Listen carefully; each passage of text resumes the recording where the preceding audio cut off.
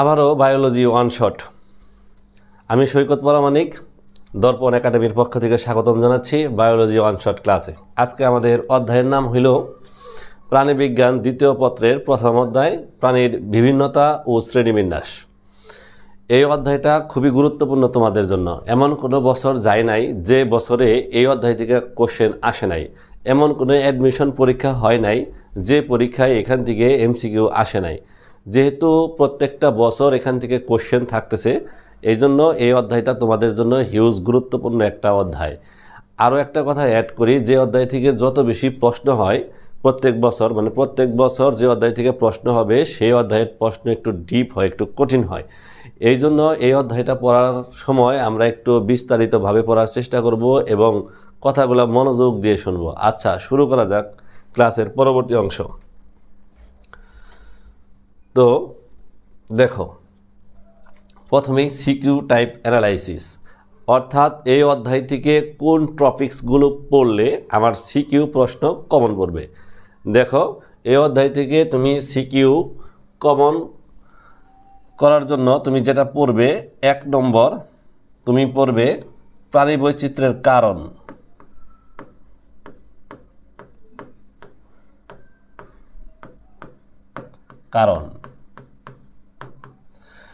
দ্বিতীয় টপিকস সিলুম।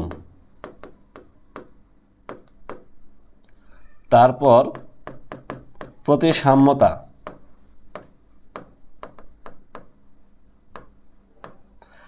তারপর ক্লিভেজ।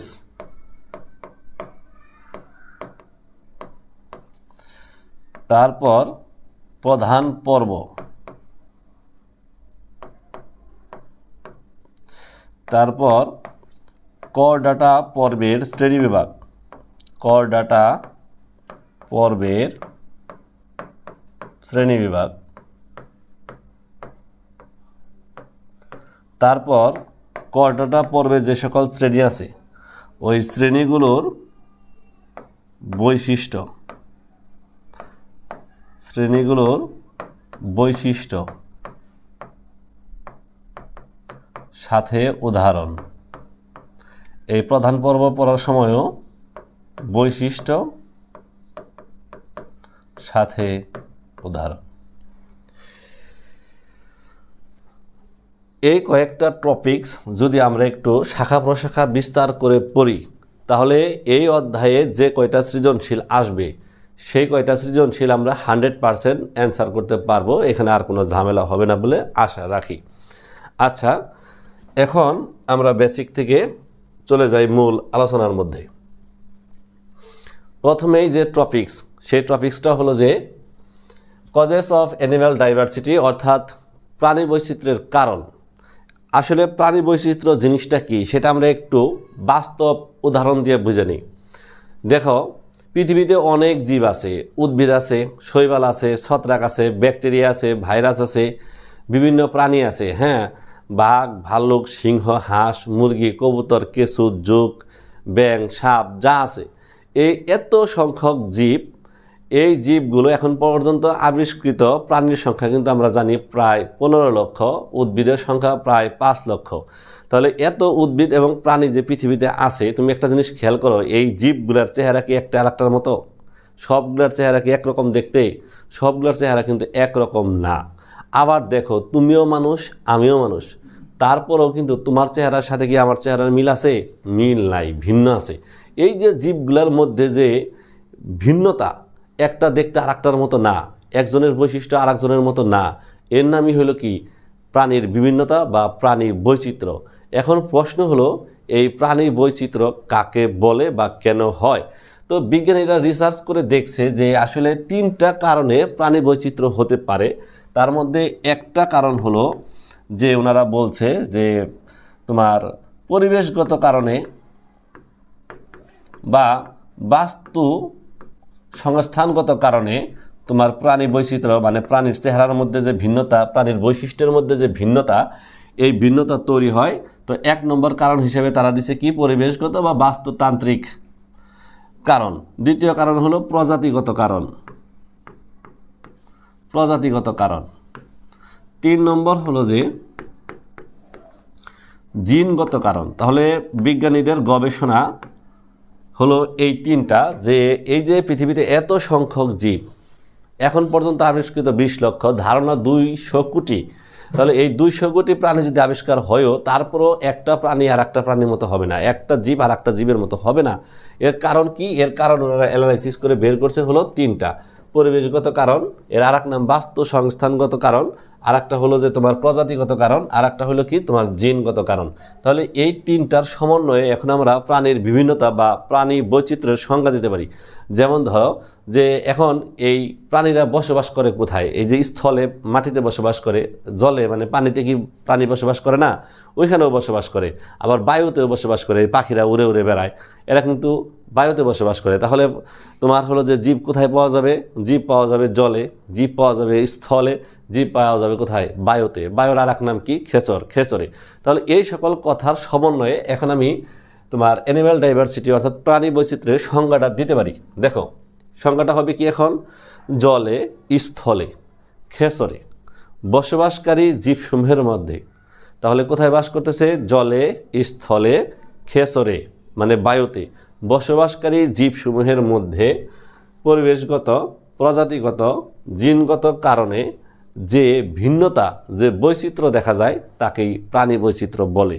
আশা রাখি যে এই সংজ্ঞাটা তোমার আর মুখস্থ করতে হবে না, এমনিতেই তুমি পারবে। আর এই সংজ্ঞাটা তো মুখে বললাম, এখানে কিন্তু আমি লিখি নাই। তাহলে তোমার কিন্তু এখন দায়িত্ব এটা লেখা।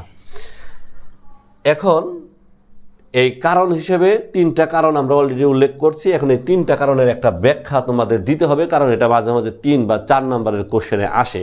যেহেতু 3 নম্বরের কোশ্চেনে আসলে তো তোমার এই তিনটা ওয়ার্ড লিখতে তো তোমাকে 3 নম্বর দিবে না। তাহলে এই 3 নম্বর পাওয়ার জন্য তোমাকে কি করতে হবে? এই তিনটার ব্যাখ্যা দিতে হবে। এখন আসো, যেমন ধরো পরিবেশগত বা বাস্তুতান্ত্রিকগত কারণটা কি? তোমার পরিবেশ পরিবর্তনের কারণে বা জলবায়ু পরিবর্তনের কারণে যদি প্রাণীসমূহের মধ্যে ভিন্নতা তৈরি হয়, তবে তাকে বলা হয় বাস্তুতান্ত্রিক কারণ বা পরিবেশগত কারণ। সেই কারণটা কেমন হতে পারে? যেমন ধরো একটা আম গাছ তুমি যদি মাটিতে রোপণ করো, তাহলে সেই ক্ষেত্রে আম গাছটা প্রায় 50 থেকে 60 ফিট পর্যন্ত লম্বা হতে পারে, অথবা 30 থেকে 40 ফিট পর্যন্ত লম্বা হতে পারে। ওই একই আম গাছ তুমি যদি একটা পাহাড়ের পাদদেশে, পাহাড়ের উপরে রোপণ করো, তাহলে এটা সর্বোচ্চ 3 ফিট পর্যন্ত লম্বা হতে পারে বা 5 ফিট পর্যন্ত লম্বা হতে পারে। তাহলে এই ডিফারেন্সটা কেন হলো? পরিবেশগত কারণে হইল।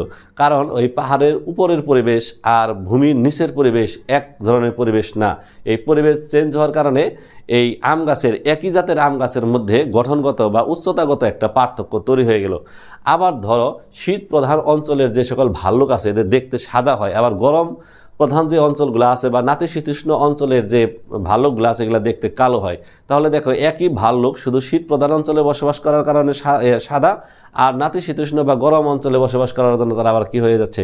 কালো হয়ে যাচ্ছে। ওই যে যারা তোমার ইউরোপে বসবাস করে সবাই কিন্তু ফর্সা, আবার আমরা কিন্তু মনে করো মধ্যম সাইজ। যদি আমি কালা, কিন্তু তোমাদের মধ্যে অনেকে আছো মধ্যম সাইজ। আবার দেখবে আফ্রিকায় যদি যাও, তাহলে তারা প্রচণ্ড পরিমাণে কালো। এর একটা কারণ হলো যে পরিবেশগত কারণ ওইখানে প্রচুর গরম থাকে, গরমের কারণে মানুষ বেশি কালো হয়ে যায়। তাহলে এই পরিবেশগত কারণে জীবগুলোর মধ্যে চেহারাগত বা বৈশিষ্ট্যগতভাবে পার্থক্য তৈরি হতে পারে। তারপর আসা হলো প্রজাতিগত। এই প্রজাতিগত কারণ ব্যাখ্যা করতে গেলে প্রথমেই আমাদের এই প্রজাতির সংজ্ঞা জানতে হবে। বিজ্ঞানী টুরিজনের মতে তোমার সর্বাধিক মিল সম্পন্ন দুইটা জীবের মধ্যে যৌন মিলন করলে, যৌন মিলনের ফলে যে বাচ্চা হবে, সেই বাচ্চা যদি উর্বর হয়, সেই ক্ষেত্রে ওই দুইটা জীবকে একই প্রজাতিভুক্ত হিসেবে চিহ্নিত করা হয়। তাহলে একই প্রজাতিভুক্ত হওয়ার শর্ত হলো সর্বাধিক মিল সম্পন্ন দুইটা জীব। যেমন ধরো গাধা আর ঘোড়া দেখতে প্রায় একই রকম, এরকম সর্বাধিক মিল সম্পন্ন দুইটা জীবের মধ্যে কি ঘটাইতে হবে? যৌন মিলন।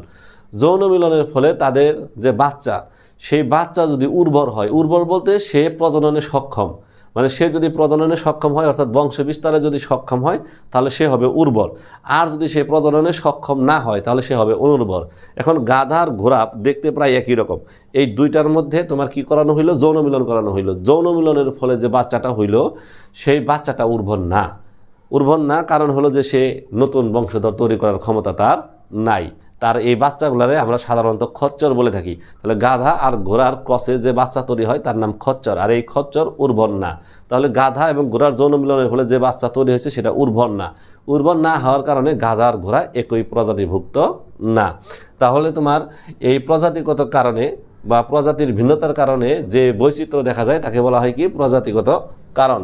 এরপরে আসো যে তোমার জিনগত কারণ। জিন আমাদের জানি যে আমাদের দেহের ভিতরে যে কোষ আছে, কোষের ভিতরে নিউক্লিয়াসের ভিতরে ক্রোমোজোমের ভিতরে আছে কি ডিএনএর কয়েকটা বেস মিলা হয় একটা জিন, আর এই জিন জীবের বৈশিষ্ট্য নিয়ন্ত্রণ করে থাকে। যেমন ধরো তুমিও মানুষ আমিও মানুষ, একই মানুষ হওয়া সত্ত্বেও তুমিও ছেলে আমিও ছেলে, একই হওয়া সত্ত্বেও তোমার মাও মেয়ে তুমিও মেয়ে, তোমার বাবাও ছেলে তুমিও ছেলে, তারপরে বাবা পুত্রের চেহারা হুবহু একরকম না, মা মেয়ের চেহারা হুবহু একরকম না। এর কারণ হলো জিনগত, অর্থাৎ তোমার বাবার শরীরে যে ধরনের জিন বিন্যাস আছে তোমার শরীরে সেই ধরনের জিন বিন্যাস নাই, জিন বিন্যাসের মধ্যে পার্থক্য আছে। এটা হলো কি তোমার জিনগত কারণ। তাহলে এই তিনটা কারণে তোমার কি হবে, জীববৈচিত্র্য তৈরি হবে, অর্থাৎ পৃথিবীতে যত জীব হয়েছে সেই জীবগুলোর চেহারা একরকম হবে না। এটা হলো যে তোমার জীববৈচিত্র্যের কারণ। তো এইখানে একটা গুরুত্বপূর্ণ প্রশ্ন আছে, জীববৈচিত্র্য হটস্পট, অর্থাৎ তোমার যেখানে প্রজাতির বৈচিত্র্য বেশি মানে জীবের প্রাচুর্যতা বেশি সেই অঞ্চলকে জীববৈচিত্র্য হটস্পট বলা হয়। এটা কিন্তু গুরুত্বপূর্ণ একটা ক নম্বরের প্রশ্ন, জীববৈচিত্র্য হটস্পট। সংখ্যাটা নোট করে নিও, জীববৈচিত্র্য হট স্পট। তাহলে এটা হলো একটা গেল। এরপরে আসো যে শ্রেণীবিন্যাস। শ্রেণীবিন্যাসের ভিত্তি যদিও আমরা শো করছি, তার আগে আমাদের পড়তে হবে শ্রেণীবিন্যাস। আচ্ছা, কিছুক্ষণ আগে কিন্তু আমি একটা কথা বলছি যে এখন পর্যন্ত আবিষ্কৃত প্রাণীর সংখ্যা হলো প্রায় 15 লক্ষ, উদ্ভিদের সংখ্যা প্রায় 5 লক্ষ, মোট হলো 20 লক্ষ। এই 20 লক্ষ প্রাণী 15 লক্ষ প্রাণীর নাম আলাদা আলাদা যদি মুখস্থ করা লাগে, 15 লক্ষ জীবের বৈশিষ্ট্য যদি তোমার আলাদা আলাদা করে মুখস্থ করা লাগে, তাহলে কিন্তু তোমার জীববিজ্ঞান পড়ার চেয়ে 2 বছর জেল খাটাও সবচেয়ে, বা 7 বছর বা যাবজ্জীবন জেল খাটাও কিন্তু তোমার ভালো হবে। কারণ হলো যে এত সংখ্যক 15 লক্ষ প্রাণীর বৈজ্ঞানিক নাম, তাদের বৈশিষ্ট্য, তাদের দেহের আকার আকৃতি, তাদের বাসস্থান, সকল জ্ঞান অর্জন করা খুবই কঠিন একটা ব্যাপার ছিল। সেই কঠিন একটা ব্যাপারকে সহজ করার জন্য বিজ্ঞানীরা শ্রেণীবিন্যাস নিয়ে আসছে। যেমন ধরো যে আমরা আর্থ্রোপোডা পর্বের নাম জানি, তো আর্থ্রোপোডা পর্বে প্রায় 12.5 লক্ষ প্রাণী আছে। এই 12.5 লক্ষ প্রাণী মনে করো যে একসাথে আমি এই 12.5 লক্ষ প্রাণীর বৈশিষ্ট্য বলে দিতে পারি। সেটা কার কারণে? আর্থ্রোপোডা পর্ব নামক একটা পর্ব থাকার কারণে, একটা ক্লাস থাকার কারণে। সেক্ষেত্রে মনে করো যে আমি বলতে পারি যে যেহেতু এটা আর্থ্রোপোডা পর্বের প্রাণী, তার মানে এর মধ্যে সন্ধিযুক্ত উপাঙ্গ আছে। তাহলে একটা কথায় 12.5 লক্ষ প্রাণীর বৈশিষ্ট্য মিন করতেছে। তাহলে শ্রেণীবিন্যাস পড়ার সুবিধা হলো এটা, যে এই পৃথিবীতে লক্ষ লক্ষ প্রাণী, তাদের নাম আলাদা আলাদাভাবে, তাদের বৈশিষ্ট্য আলাদা আলাদাভাবে কখনো শেখা সম্ভব না। তাই তাদেরকে যদি আমরা স্তরে স্তরে সাজাই, এই প্রত্যেকটা স্তরের বৈশিষ্ট্য থেকে ওই স্তরে অবস্থিত যতগুলো জীব আছে সকল জীব সম্পর্কে ধারণা নেওয়া আমাদের জন্য সহজ হবে। এইটা হলো যে শ্রেণীবিন্যাস শেখার মূল উদ্দেশ্য, মূল তাৎপর্য। আচ্ছা, এখন দেখো শ্রেণীবিন্যাসের সংজ্ঞার মধ্যে আমি বলি যে শ্রেণীবিন্যাস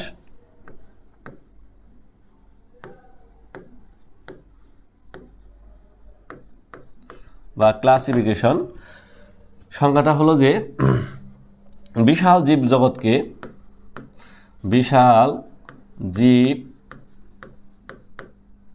জগৎকে সহজে চেনা ও জানার জন্য তাদের মিল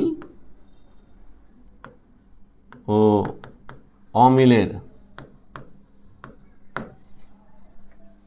ভিত্তিতে স্তরে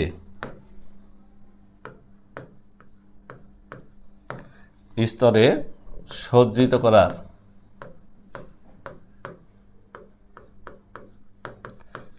করার প্রক্রিয়াকে শ্রেণীবিন্যাস বলে। শ্রেণীবিন্যাস কাকে বলে এটা কিন্তু অনেকবার পরীক্ষার মধ্যে আসছে, তাই এটা নোট করা কিন্তু জরুরি। দেখো সংখ্যাটা অনেক সহজ, যে বিশাল জীবজগৎ 15 লক্ষ প্রাণী 5 লক্ষ উদ্ভিদ, এই বিশাল জীবজগৎকে সহজে চেনা ও জানার জন্য তাদের মিল আর অমিলের ভিত্তিতে, যেগুলোর মিল সেগুলোর এক ঘরে, আর যেগুলোর মিল নাই সেগুলো আর এক ঘরে, এই মিল আর অমিলের ভিত্তিতে তাদেরকে স্তরে স্তরে বিন্যস্ত করার নাম, সজ্জিত করার নাম, সাজানোর নাম হলো কি শ্রেণীবিন্যাস। তো এই যে আমরা এদেরকে মিল আর অমিলের ভিত্তিতে স্তরে স্তরে যে সাজাবো, এই স্তরে স্তরে সাজানোর জন্য কিছু বিষয়ের দরকার হয়, কিছু তথ্যের দরকার হয়। সেই বিষয় বা তথ্যগুলোরে বলা হয় শ্রেণীবিন্যাসের ভিত্তি। যেমন ধরো তোমাদের ক্লাসে দ্বাদশ শ্রেণী কিংবা একাদশ শ্রেণীতে তোমার 100 জন ছেলে মেয়ে আছে। 100 জন ছেলে মেয়েকে এক রুমে বসতে দেওয়া খুবই কঠিন ব্যাপার। তখন তাদেরকে 3টা রুমে ভাগ করে দেওয়া হলো, প্রত্যেক রুমে 33 জন করে স্টুডেন্ট রাখা হলো। তাহলে এই যে ভাগটা করলাম, এই ভাগটা কিন্তু মন করা হবে না, এই ভাগটা কিন্তু একটা নিয়ম অনুযায়ী হওয়া লাগবে। সেটা কি, যে আমরা ভালোগুলারে প্রথম ঘরে, মধ্যমগুলারে মাঝখানে, তারপরের গুলারে পরের ঘরে, এরকম মেধার ভিত্তিতে আমরা 3টা ভাগে ভাগ করতে পারি। আবার ওই একই ক্লাসে ছেলে এবং মেয়ে আমরা আলাদা বসাই। এর কারণ কি, লিঙ্গের ভিত্তিতে আমরা 2টা ভাগ করে ফেলছি, একটা হলো ছেলে গ্রুপ আর একটা হলো কি মেয়ে গ্রুপ। তাহলে এরকম যখনই আমরা ভাগ করতে যাব তখন এই কোনো না কোনো বিষয়ের উপরে ডিপেন্ড করতে হবে, আর সেই বিষয়গুলোর নামই হলো কি শ্রেণীবিন্যাসের ভিত্তি।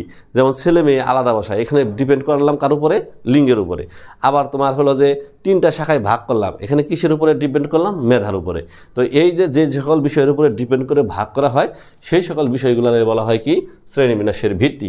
তো শ্রেণীবিন্যাসের অনেকগুলো ভিত্তি আছে, সেই ভিত্তির মধ্যে মনে করো যে কিছু কিছু ভিত্তি আছে খুব ডিটেলস পড়তে হবে, এগুলো সৃজনশীল আসে। আর কিছু কিছু ভিত্তি আছে এগুলো সংজ্ঞা পড়তে হবে, এগুলো ক খর মধ্যে আসে। যেমন ধরো আকারের উপর ভিত্তি করে তোমার জীবগুলারে তোমার 2 ভাগে ভাগ করা যেতে পারে। একটা হলো যে ক্ষুদ্র জীব, আর একটা হলো কি বড় জীব। আবার তোমার পরিপাকতন্ত্রের উপর ভিত্তি করে, যাদের পরিপাকতন্ত্র আছে তারা হলো এন্টারোজোয়া, আর যাদের পরিপাকতন্ত্র নাই তারা হলো কি প্যারাজোয়া, এরকমভাবে ভাগ করা যেতে পারে। তো এখন আমরা একটা গুরুত্বপূর্ণ পর্ব, সেটা হলো যে তোমার সংগঠন মাত্রা। সংগঠন মাত্রার উপর ভিত্তি করে তোমার জীবসমূহকে 4 ভাগে ভাগ করা যেতে পারে। একটা হলো যে তোমার এটা কি সংগঠন মাত্রা।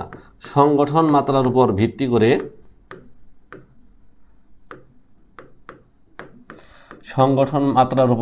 করে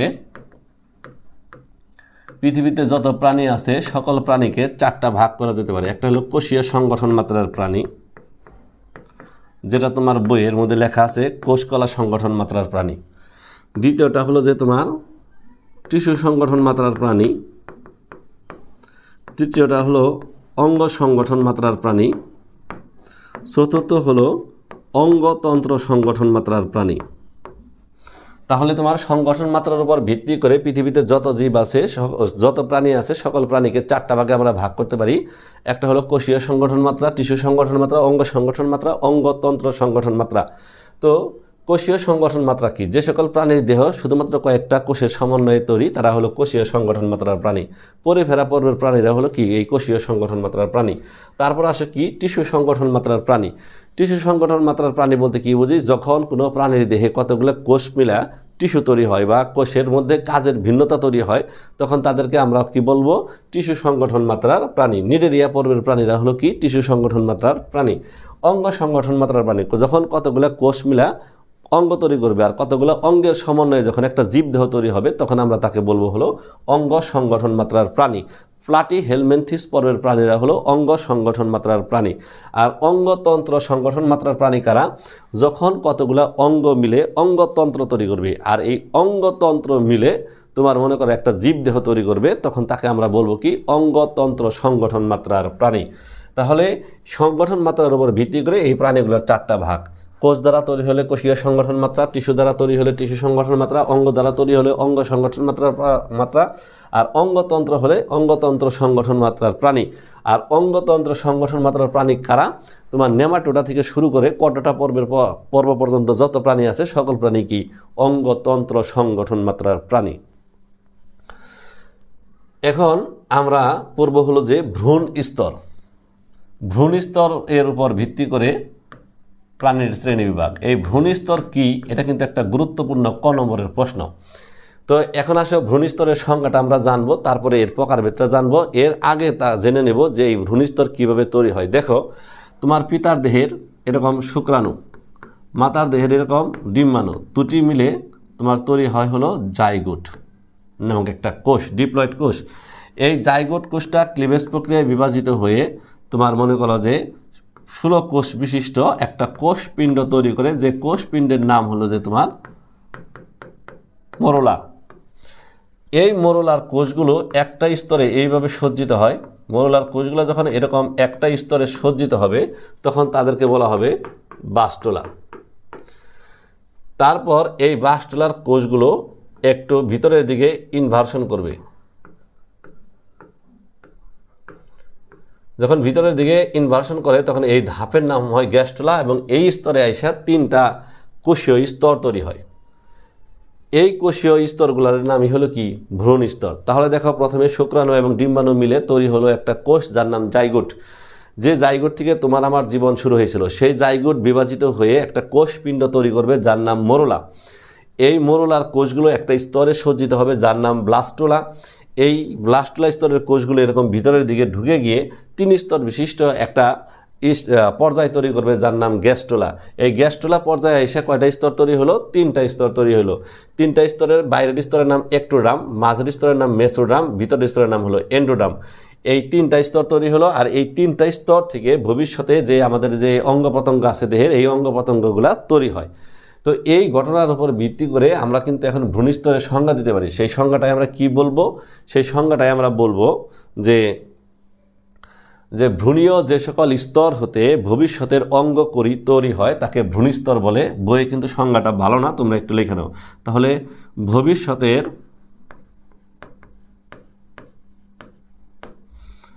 অঙ্গ তৈরি হবে, ভবিষ্যতের অঙ্গ তৈরি হবে কোথা থেকে? ভ্রূণের যে সকল কোষ বা কলা হতে। তাহলে ভ্রূণের যে সকল কোষ কলা হতে ভবিষ্যতের অঙ্গ তৈরি হয় তার নাম হলো কি? ভ্রূণস্তর। আর ভ্রূণস্তর কিভাবে তৈরি হয় সেটা কিন্তু আমরা এখানে দেখাইছি। তো এখন এই ভ্রূণস্তরের উপর ভিত্তি করে পৃথিবীতে যত প্রাণী আছে প্রাণীগুলোর 2টা ভাগে ভাগ করা হয়েছে। একটা হলো দ্বিস্তরী প্রাণী আর একটা হলো ত্রিস্তরী প্রাণী।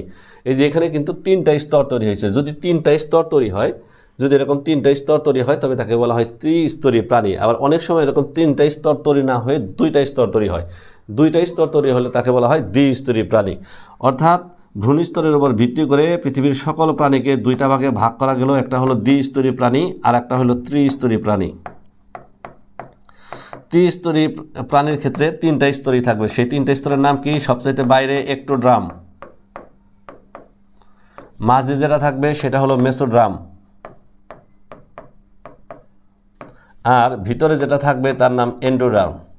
তাহলে যে সকল প্রাণীর ভ্রূণস্তরে এরকম 3টা স্তরে থাকবে, একটোডাম, মেসোডাম এবং এন্ডোডাম, তারা হলো ত্রিস্তরী প্রাণী। তোমার প্লাটিহেলমিনথেস থেকে শুরু করে নিয়ে কর্ডাটা পর্বের সকল প্রাণীরাই হলো কি এরকম ত্রিস্তরী। এখন আসো দ্বিস্তরী প্রাণী। দ্বিস্তরী প্রাণীতে এই একটোডাম থাকবে, এন্ডোডাম থাকবে, কিন্তু মেসোডাম থাকবে না। যদি একটোডাম আর এন্ডোডাম থাকে, মেসোডাম না থাকে, তবে তাদেরকে বলা হয় দ্বিস্তরী প্রাণী। টিনোফোরা এবং হলো যে তোমার নিডারিয়া পর্বের প্রাণীরা হলো কি দ্বিস্তরী প্রাণী। তাহলে এই হলো আমাদের ভ্রূণস্তর সম্পর্কে তোমার সাধারণ ধারণা। আশা রাখি যে তোমরা এটা বুঝতে পারছো। এরপরে যে বিষয়টার মধ্যে আমরা যাব সেটা হলো যে তোমার ক্লিভেজ। এই ক্লিভেজটা তোমাদের পরীক্ষার জন্য খুব গুরুত্বপূর্ণ। এখান থেকে অনেকবার এমসিকিউ আসছে, গত বছর মেডিকেলে এখান থেকে এমসিকিউ আসছে, আবার এখন পর্যন্ত এখান থেকে সৃজনশীল হয় নাই, কিন্তু এটা একটা সৃজনশীল হওয়ার মতো প্রশ্ন। তাই আশা রাখি যে এবার যারা তোমরা পরীক্ষা দিবা 2025-এ, তাদের জন্য এটা একটা গুরুত্বপূর্ণ পড়া, যে ক্লিভেজ। তো দেখো, এখানে আমাদের একটা বোঝার ভুল আছে, সেই ভুলটা সংশোধন করে দিয়ে আমরা সংজ্ঞাটা শিখব। এখানে লেখা আছে ক্লিভেজ কাকে বলে? যে প্রক্রিয়ায় জাইগোট মাইটোসিস পদ্ধতিতে বিভাজিত হয় তাকে ক্লিভেজ বলে। এখন জাইগোট তো মাইটোসিস পদ্ধতিতে বিভাজিত হবে। যত উচ্চ শ্রেণীর জীব আছে, সকল উচ্চ শ্রেণীর জীবের জাইগোটে কি হয়? মাইটোসিস হয়। আমরা কিন্তু কোষ বিভাজন পড়ানোর সময় এটা আমি আলোচনা করে গেছিলাম। তাহলে মাইটোসিস পদ্ধতিতে বিভাজন হবে কার? জাইগোটের। তাহলে সেই পদ্ধতিতেও আমি উল্লেখ করেই দিলাম মাইটোসিস। তারপর আবার জাইগোটের আবার কোন প্রক্রিয়ায় বিভাজন হয়? এখন জাইগোট কোষটা কিন্তু গোলাকার থাকে, দেখো এরকম গোলাকার থাকে কিন্তু জাইগোট কোষটা। এখন এই কোষটার বিভাজন কীরকম? আড়াআড়ি হবে, না এরকম লম্বালম্বি হবে, না কোনাকুনি হবে, না এরকম পেঁচানো অবস্থায় হবে, সেইটা না, সেই পদ্ধতির উপর সেই পদ্ধতিটাকে বলা হবে কি ক্লিভেজ। তাহলে আমি কি কথাটা বোঝাইতে পারছি? আবারও শোনো। তাহলে তোমার যে জাইগোটের বিভাজন অবশ্যই মাইটোসিস পদ্ধতিতে হবে উন্নত জীবের ক্ষেত্রে, কিন্তু এই জাইগোটের বিভাজন যে মাইটোসিস হইল, তাহলে এইখানে আবার কোন প্রক্রিয়া, যে মাইটোসিস ব্যতিরেকে যে প্রক্রিয়ার কথা ক্লিভেজের জন্য আমরা ব্যবহার করতেছি, সেটা হলো যে জাইগোট কোন বরাবর বিভাজন হবে। সেটা কি তোমার অনুপ্রস্থ বরাবর বিভাজন হবে, নাকি তোমার অনুদৈর্ঘ্য বরাবর বিভাজিত হবে, মানে লম্ব বরাবর বিভাজিত হবে, নাকি পেঁচানো ভাবে বিভাজিত হবে, সেই পদ্ধতির নাম হলো কি ক্লিভেজ। এখন এই তোমার হলো যে শুক্রাণু আর ডিম্বাণু মিলে মনে করো যে যে জাইগোট কোষটা তৈরি করে, সেই জাইগোট কোষের ভিতরে কুসুম থাকে আর নিউক্লিয়াস থাকে। তোমরা যে ডিম খাও, এই ডিম কিন্তু একটা জাইগোট। তাহলে এই ডিমের ভিতরে কিন্তু কুসুম থাকে। এই কুসুম এর অবস্থান দেখে এর মনে করো যে দুইটা প্রান্তে ভাগ করা হয়, অর্থাৎ ডিমের যে প্রান্তে কুসুম থাকবো তার নাম হলো ভেজিটাল পুল, আর যে প্রান্তে নিউক্লিয়াস থাকে তার নাম হলো অ্যানিম্যাল পুল। তাহলে একটা ডিমের ভিতরে কি থাকবে? কুসুম থাকবে আর নিউক্লিয়াস থাকবে। সেই প্রান্ত অনুযায়ী এরা আবার দুই ভাগ, একটা ডিমকে দুই ভাগ করা যায়, মানে ডিমের প্রান্তকে দুইটা ভাগ করা হয়েছে। যে প্রান্তে তোমার কুসুম থাকবে তার নাম ভেজিটাল পুল, আর ডিম্বাণুর বা ডিমের বা জাইগোটের যে প্রান্তে তোমার হলো যে নিউক্লিয়াস থাকবে তার নাম হবে কি অ্যানিম্যাল পুল। এখন ডিমের কুসুমের পরিমাণের উপর ভিত্তি করে ক্লিভেজ হলো দুই প্রকার, একটা হলো হোলোব্লাস্টিক আর একটা হলো মেরোব্লাস্টিক। হোলোব্লাস্টিক হলো সম্পূর্ণ ক্লিভেজ, মানে ক্লিভেজ যে হইব, মানে বিভাজনটা যে হবে এটা সম্পূর্ণরূপে হয়ে যাবে। তোমার এই কুসুমের যে বিভাজন এটা সম্পূর্ণ হয়ে যাবে, সেটা হলো হোলোব্লাস্টিক। আর কুসুমের বিভাজন যদি সম্পূর্ণ না হয়ে আংশিক হয় তাহলে তার নাম হয় মেরোব্লাস্টিক, সেখানে আংশিক ক্লিভেজ। তারপর ভ্রূণের কোষের ভবিষ্যৎ পরিস্ফুটনের উপর ভিত্তি করে, মানে ভবিষ্যতে যে এদের পরিস্ফুটন হবে, এই কোষের যে তোমার বিকাশ হবে, সেই বিকাশের উপর ভিত্তি করে ক্লিভেজ হলো তিন প্রকার। এই তিন প্রকার হলো পরীক্ষার জন্য সবচেয়ে বেশি গুরুত্বপূর্ণ। তাহলে এখানে এক নম্বর হলো কি, ভবিষ্যৎ পরিস্ফুটনের উপর ভিত্তি করে ক্লিভেজ হলো দুই প্রকার। সেটা হলো কি নির্দিষ্ট ক্লিভেজ। নির্দিষ্ট ক্লিভেজের ক্ষেত্রে দেখো যে এই যে জাইগোট বিভাজিত হয়ে কোষ তৈরি করবে, কোষগুলো তোমার ব্লাস্টুলা দশা তৈরি করবে, সেখান থেকে গ্যাস্টুলা দশা তৈরি করবে, সেখান থেকে ভ্রূণস্তর তৈরি হবে। ভ্রূণস্তর তৈরি হওয়ার পর তারপর সেখান থেকে বিভিন্ন অঙ্গকড়ি তৈরি হবে। সেই অঙ্গকড়ির বিকাশের ফলে একটা শিশু জন্মগ্রহণ করবে। আবারও বলি, জাইগোট হইল, সেখান থেকে কোষপিণ্ড হবে, কোষপিণ্ডর পরে তোমার ব্লাস্টুলা হবে, ব্লাস্টুলার পরে তোমার গ্যাস্টুলা হবে, গ্যাস্টুলার পরে তোমার ভ্রূণস্তর তৈরি হবে। ভ্রূণস্তর হওয়ার পর কিছু জায়গা থেকে, কিছু স্তর থেকে তোমার হাত পা গজাবে, কিছু স্তর থেকে তোমার নাড়ি ভুঁড়ি, তারপরে কলিজা, তারপর তোমার হলো যে হৃৎপিণ্ড, ফুসফুস, এগুলা তৈরি হবে। আবার কিছু অংশ থেকে তোমার ব্রেন, হাড়, অস্থি, এগুলা তোমার তৈরি হবে। এখন এগুলা যখন কুড়িটা বের হবে, সেই কুড়িটার কি হইতে থাকবে? বিকাশ হইতে থাকবে। তো এই বিকাশমান যে কোষগুলা, এই বিকাশমান কোষগুলার যদি পরিণতি ভ্রূণের প্রাথমিক পর্যায়ে হয় তবে তার নাম হইল নির্দিষ্ট ক্লিভেজ। আর এই পরিণতি যদি তোমার অঙ্গ গঠন করার সময় হয়, অঙ্গ গঠন করার সময় মানে ভ্রূণের প্রাথমিক পর্যায়ে যদি হয় তবে সেটা হবে নির্দিষ্ট ক্লিভেজ। আর যদি অঙ্গ গঠন করার সময় হয় তবে সেটা হবে কি অনির্দিষ্ট ক্লিভেজ। এটা কিন্তু মনে রাখার একটা সহজ পদ্ধতি। আর যদি তোমরা বই দেখো তাহলে কিন্তু তোমরা পেছায় যেতে পারো। আমি মনে করি যে তোমরা এটা খুব সুন্দর করে নোট করে রাখবে, তাহলে আমার মনে হয় এটা ভালো বুঝতে পারবে। এখন বিভাজন তলের উপর ভিত্তি করে ক্লিভেজ তিন প্রকার, এইটা আসার সম্ভাবনা সবচেয়ে বেশি, ওইখানে একটু মিস্টেক হয়ে গেছিল। এখন দেখো ওরিও ক্লিভেজ। ওরিও মানে কি আড়াআড়ি। এক্ষেত্রে বিভাজন তল মানে যে বরাবর বিভাজন হবে, ধরো এই যে জাইগোট তোমার এই বরাবর বিভাজন হলো, তাহলে এটা হলো বিভাজন তল। তো এই বিভাজন তলের উপর ভিত্তি করে এটা কয় প্রকার? তিন প্রকার। সেটা প্রথমে কি ওরিও ক্লিভেজ। এই ক্ষেত্রে জাইগোট সর্বদা আড়াআড়িভাবে বিভাজন হবে, অর্থাৎ এই যে কোষটা আছে এটা বিভাজন হওয়ার পর এখান থেকে যে দুইটা কোষ তৈরি হলো, এই দুইটা কোষের মধ্যে আবার আড়াআড়ি বিভাজন, এরকম সবসময় ওরিওভাবে বিভাজন হতে থাকবে। তাহলে জাইগোটের এরকম সর্বদা যদি ওরিও বিভাজনটা হয়, ওরিও এবং সুষমভাবে যদি বিভাজনটা হয় তবে তার নাম হবে কি ওরিও ক্লিভেজ। আর এই ওরিও ক্লিভেজ পাওয়া যায় আর্থ্রোপোডা পর্বের প্রাণীতে। তারপরে আসো দ্বিপার্শ্বীয় ক্লিভেজ। দ্বিপার্শ্বীয় ক্লিভেজের ক্ষেত্রে যে তোমার প্রথম যে দুইটা বিভাজন, যে প্রথম বিভাজন এটাই, যে প্রথম বিভাজন এটা হবে ওরিও। দ্বিতীয় যে বিভাজন এটা ওরিও হবে। তাহলে প্রথম বিভাজন ওরিও, দ্বিতীয় বিভাজন ওরিও, কিন্তু 3 নম্বর যখন বিভাজনটা হবে তাহলে সেই ক্ষেত্রে এটা তোমার ওরিও না হয়ে অনুপ্রস্থ বরাবর হবে, অনুপ্রস্থ বরাবর হবে। তাহলে ওরিও বিভাজনের ক্ষেত্রে সবগুলো বিভাজন হবে আড়াআড়ি, ওরিওভাবে হবে।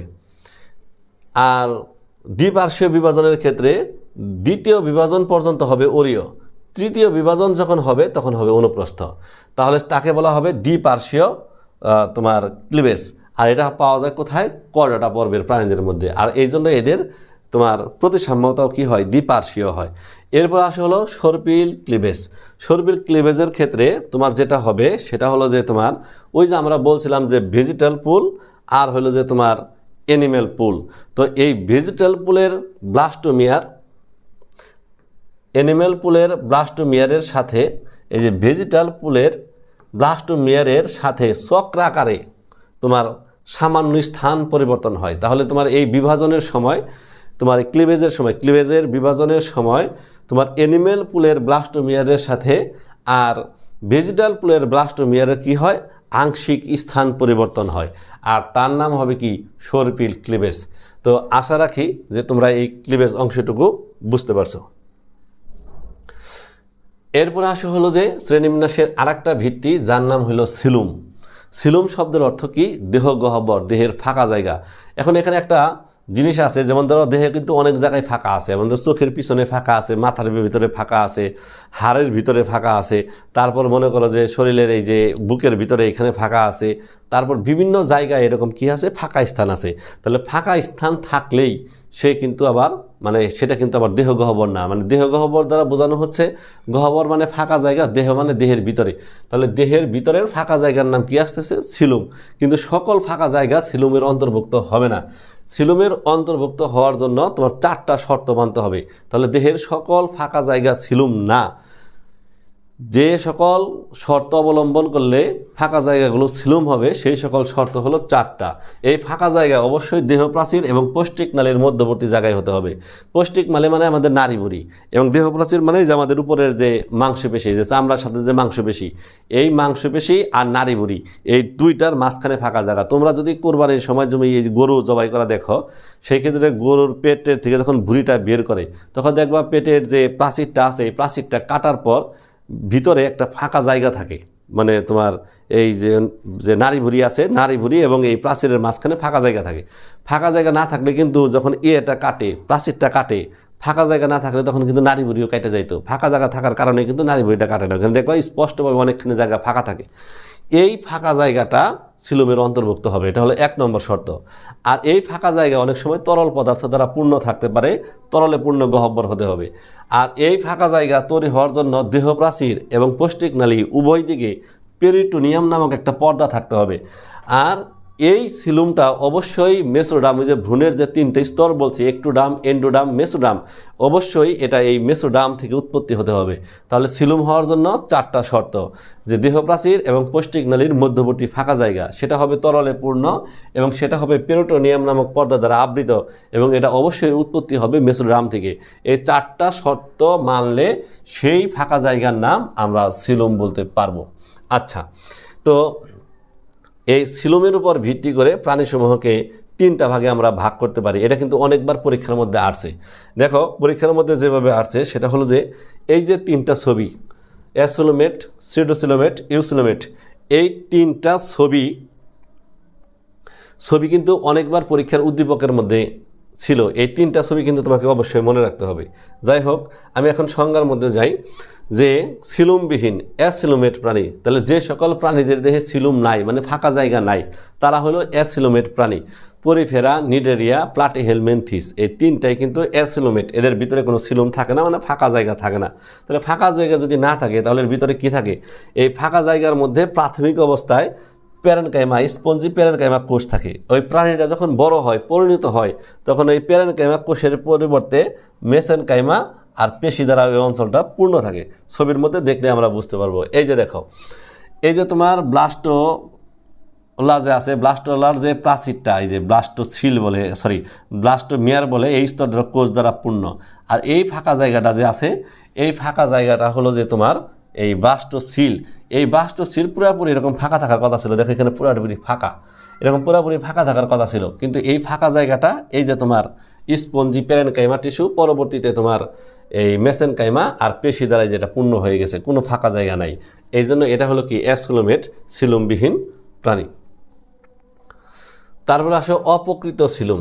এই ক্ষেত্রে কি হইব, আমরা বলছিলাম যে হচ্ছিল দেহ প্রাচীর এবং পৌষ্টিক নালীর মধ্যবর্তী ফাঁকা জায়গা থাকতে হবে।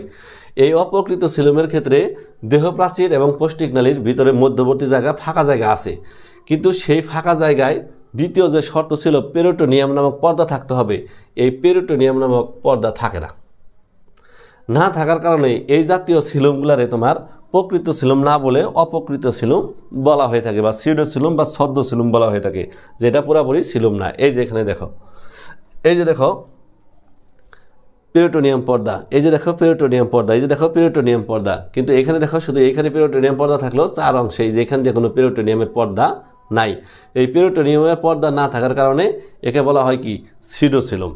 আর তোমার হলো যে ইউসিলুমের যেটা, সেই ক্ষেত্রে দেখবা যে এই যে তোমার দেহ প্রাচীরের কোষ আর এটা হলো পৌষ্টিক নালীর কোষ, এই দুই কোষের মাঝখানে এই যে ফাঁকা জায়গার চারপাশে এই পেরিটোনিয়ামের আবরণ, এবং এটা ভ্রূণীয় মেসোডার্ম থেকে উৎপন্ন হয়। যেহেতু সিলুমের সকল শর্ত সে মেনে নিছে, তাই এটা একটা প্রকৃত সিলুম। অপ্রকৃত সিলুম থাকে নেমাটোডা পর্বের প্রাণীতে, আর প্রকৃত সিলুমগুলো থাকে হলো যে তোমার ওই মোলাস্কা থেকে শুরু করে নিয়ে কর্ডাটা পর্যন্ত যত প্রাণী আছে সকল প্রাণীর ভিতরে এটা থাকে। তাহলে এটা আমাদের সিলুম যাওয়ার পর এখন আমরা যেটা পড়ব সেটা হলো প্রতিসাম্যতা। এটা গুরুত্বপূর্ণ একটা প্রশ্ন, এটা যে এতবার আসছে পরীক্ষায় তুমি কল্পনা করতে পারবে না। এই প্রতিসাম্যতা আমি নোট আকারে না নিয়ে আইসা আমি কিন্তু এটাকে লেখা আকারে নিয়ে আসছি, কারণ এইখান থেকে আমি খুব সহজে প্রতিসাম্যতাটা শিখব। আর এই ক্ষেত্রে একটা সংজ্ঞা থেকে প্রতিসাম্যতার সকল সংজ্ঞা আমি লিখে ফেলব। তার আগে আমি জানি না যে প্রতিসাম্যতা জিনিসটা কি। প্রতি মানে পাশ, সাম্যতা মানে সমান, পাশ সমান, অর্থাৎ কোনো প্রাণীর দেহকে এমনভাবে কাটা হলো যে প্রত্যেকটা কর্তিত অংশে বা খণ্ডে তোমার সকল অর্গানগুলো সমান থাকে, নট দৈর্ঘ্যপ্রস্থ। যে আমি যেমন 6 ফিট লম্বা 3 ফিট করে কেটে দিলাম, তাহলে সমান অংশে ভাগ হলো, এই ধরনের ভাগ না। মানে এমনভাবে কাটতে হবে যেভাবে কাটলে প্রত্যেকটা খণ্ডে আমার দেহের অঙ্গ প্রত্যঙ্গ সমান হারে বিভক্ত হয়। যেমন ধরো আমার দেহকে যদি তুমি এইভাবে কাটো, তাহলে দেখো মাথার অর্ধেক এই পাশ, এর অর্ধেক এই পাশ, চোখ একটা এই পাশে, চোখ আর একটা এই পাশে, নাকের অর্ধেক এই পাশে, নাকের অর্ধেক এই পাশে, দাঁত অর্ধেক এই পাশে, দাঁতের অর্ধেক এই পাশে, ঠোঁট অর্ধেক এই পাশে, ঠোঁট অর্ধেক এই পাশে, বুকের ক্ষেত্রেও তাই, হাতের ক্ষেত্রেও তাই, পায়ের ক্ষেত্রেও তাই। তাহলে এইভাবে যদি কর্তন করা হয়, তাহলে দেহের প্রত্যেকটা অংশে কি হবে, এরকম সমান অংশে বিভক্ত হবে। আর এর নাম হলো কি তোমার প্রতিসাম্যতা।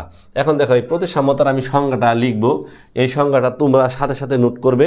আর এই সংজ্ঞা থেকে প্রতিসাম্যতার প্রকারভেদের যতগুলো সংজ্ঞা আছে সকল সংজ্ঞা আমরা দিয়ে ফেলব। দেখো প্রতিসাম্যতার সংজ্ঞা, যখন কোনো প্রাণীর দেহকে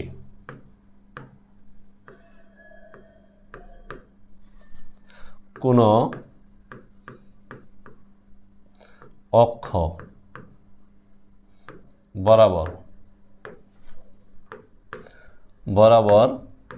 এক বা একাধিক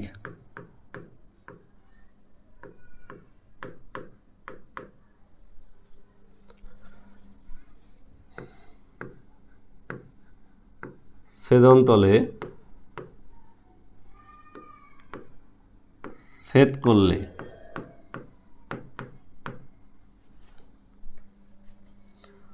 প্রতিটি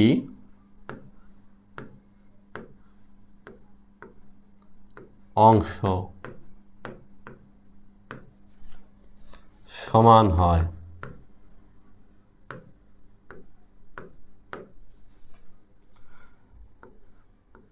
তখন তাকে প্রতিসাম্যতা বলে।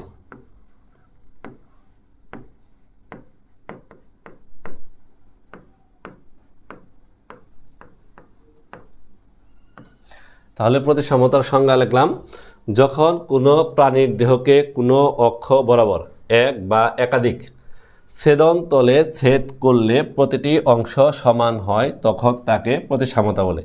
এই প্রতিসাম্যতার এই একটা সংজ্ঞা থেকে প্রতিসাম্যতার প্রকারভেদে যতগুলো সংজ্ঞা আছে সকল প্রকার সংজ্ঞাটা আমরা দিব। তাহলে আমরা প্রতিসাম্যতার সংজ্ঞাটা কিন্তু অনেকবার পরীক্ষার মধ্যে আসছে, এটা কিন্তু নোট করতে হবে, ক নম্বরের জন্য খুবই গুরুত্বপূর্ণ। এখন দেখো এই সংজ্ঞার যে জায়গায় আমরা চেঞ্জ করব সেটা হলো কোন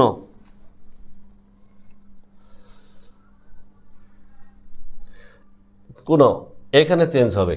তৃতীয় হলো যে এক বা একাধিক, এই জায়গায় চেঞ্জ হবে। তাহলে প্রতিসাম্যতার প্রকারভেদে যতগুলো সংজ্ঞা আমরা দিব প্রত্যেকটা সংজ্ঞায় এই সংজ্ঞাটাই থাকবে, শুধু এই দুইটা জায়গায় চেঞ্জ হবে। তাহলেই তোমার মনে করো যে এর প্রকারভেদ খুব সহজে আমরা শিখতে পারবো। এখন দেখো যে এই প্রতিসাম্যতার উপর ভিত্তি করে প্রাণী জগৎকে তোমার 5টা ভাগে ভাগ করা হয়েছে, অর্থাৎ পৃথিবীতে যত প্রাণী আছে সকল প্রাণীকে এই প্রতিসাম্যতার উপর ভিত্তি করে 5টা ভাগে ভাগ করছে। তার মধ্যে প্রথমে হইল গোলীয় প্রতিসাম্য। গোলীয় প্রতিসাম্য,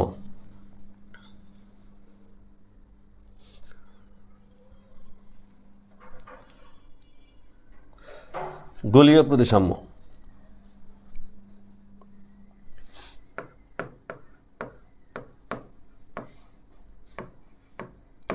গোলীয় প্রতিসাম্য, তাহলে গোলীয় প্রতিসাম্যর ক্ষেত্রে সংজ্ঞায় এই একটাই, শুধু পরিবর্তন হবে কোথায়, এইখানে আর ওইখানে। তাহলে যখন কোনো প্রাণীর দেহকে, এই যে কোনো যেখানে লিখছ সেখানে লিখবা কেন্দ্র,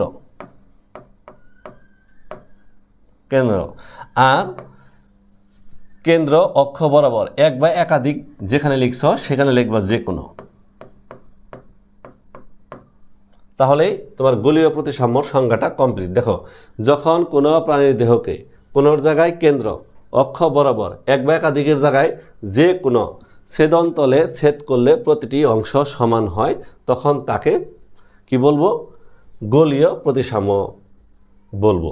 এখন এই ক্ষেত্রে প্রাণীর দেহ অবশ্যই গোল হওয়া বাঞ্ছনীয়। যে সকল প্রাণীর দেহ গোলাকার তাদের মধ্যেই এই গোলাকার গোলীয় প্রতিসাম্য দেখা যায়। এর উদাহরণ হলো কি, ভলবক্স নামক একটা প্রাণী আছে যে প্রাণীর দেহটা এরকম দেখতে গোলাকার।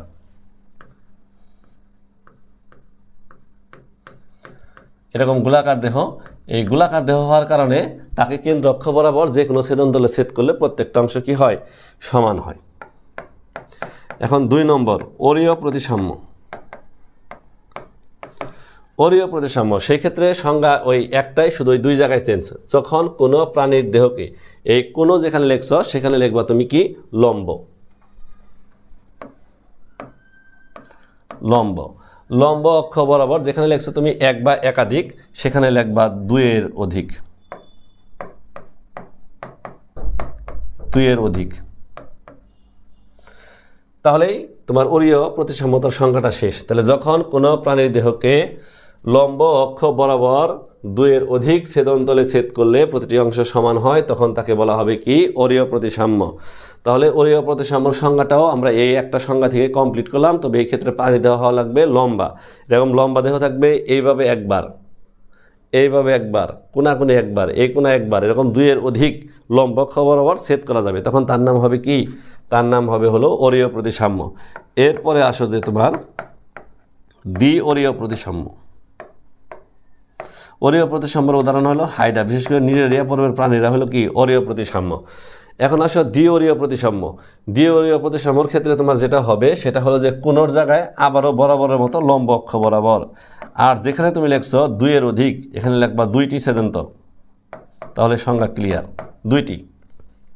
তাহলে যখন কোনো প্রাণীর দেহকে কোনো অক্ষ বরাবর, এই কোনোর জায়গায় হবে লম্ব অক্ষ বরাবর, এক বা একাধিকের জায়গায় হবে 2টি ছেদনতলে ছেদ করলে প্রতিটি অংশ সমান হয়, তখন তাকে বলা হবে দ্বি-অরীয় প্রতিসাম্য।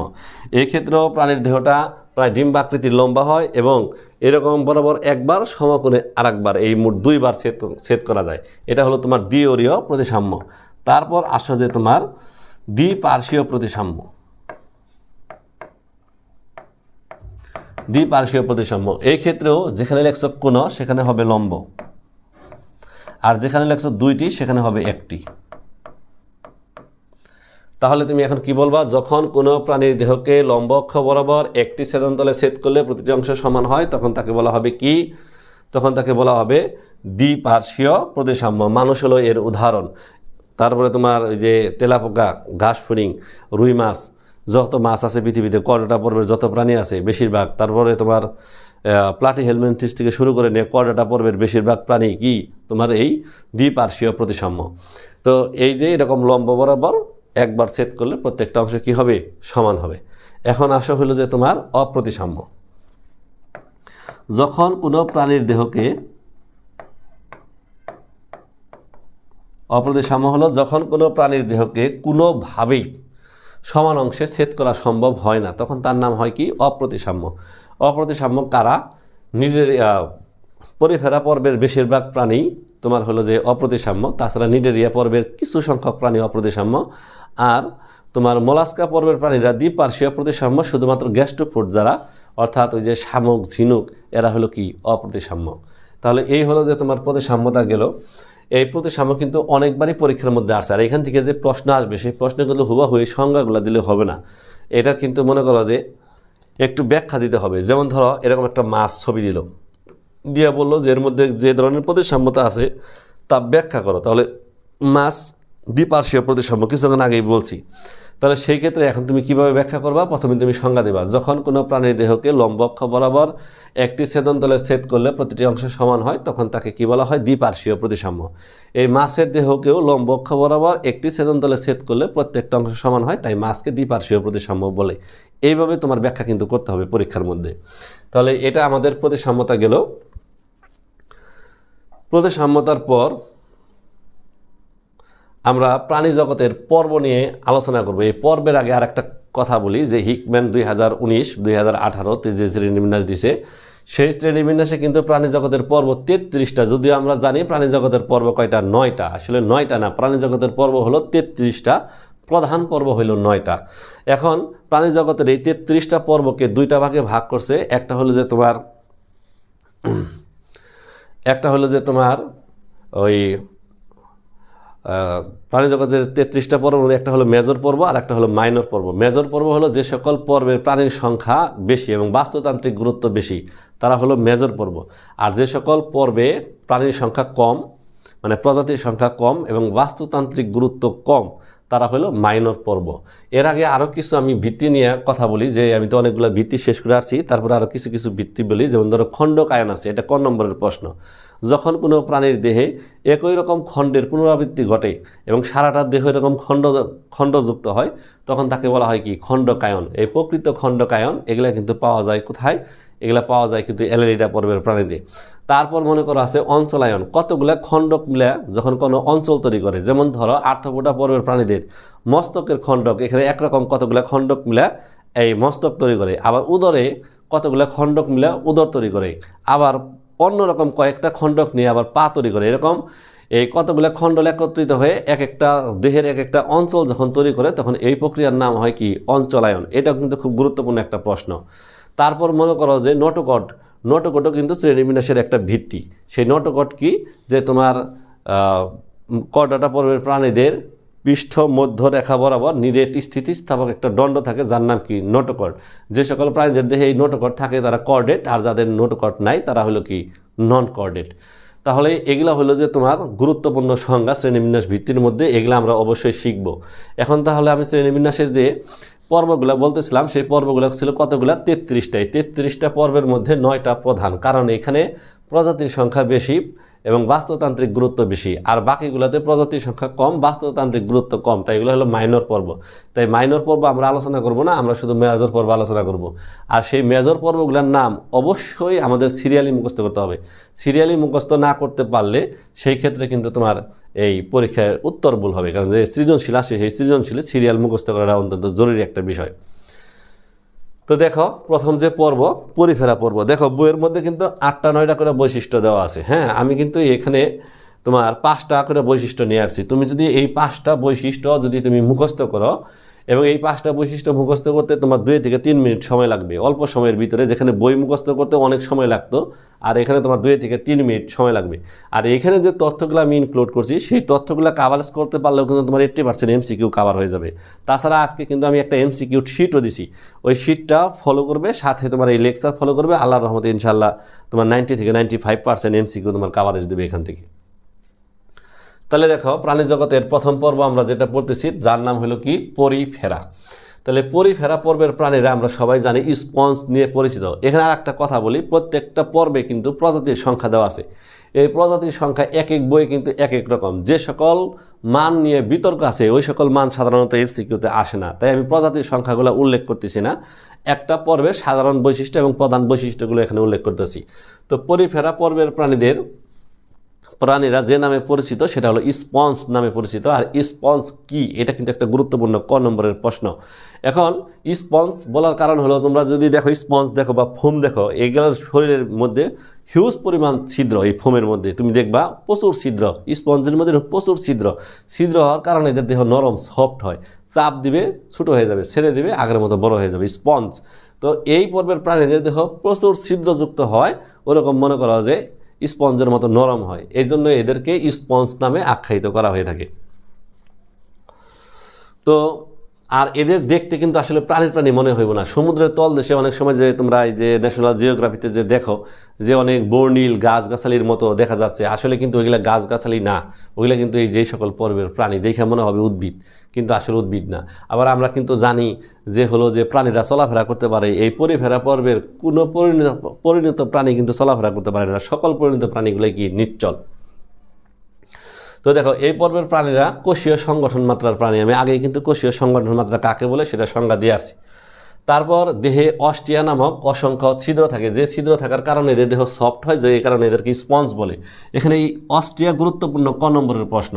অস্টিয়া কি, তখন তুমি বলবা কি পরিফেরা পর্বের প্রাণীদের দেহে যে ছিদ্র থাকে তার নাম কি, অস্টিয়া।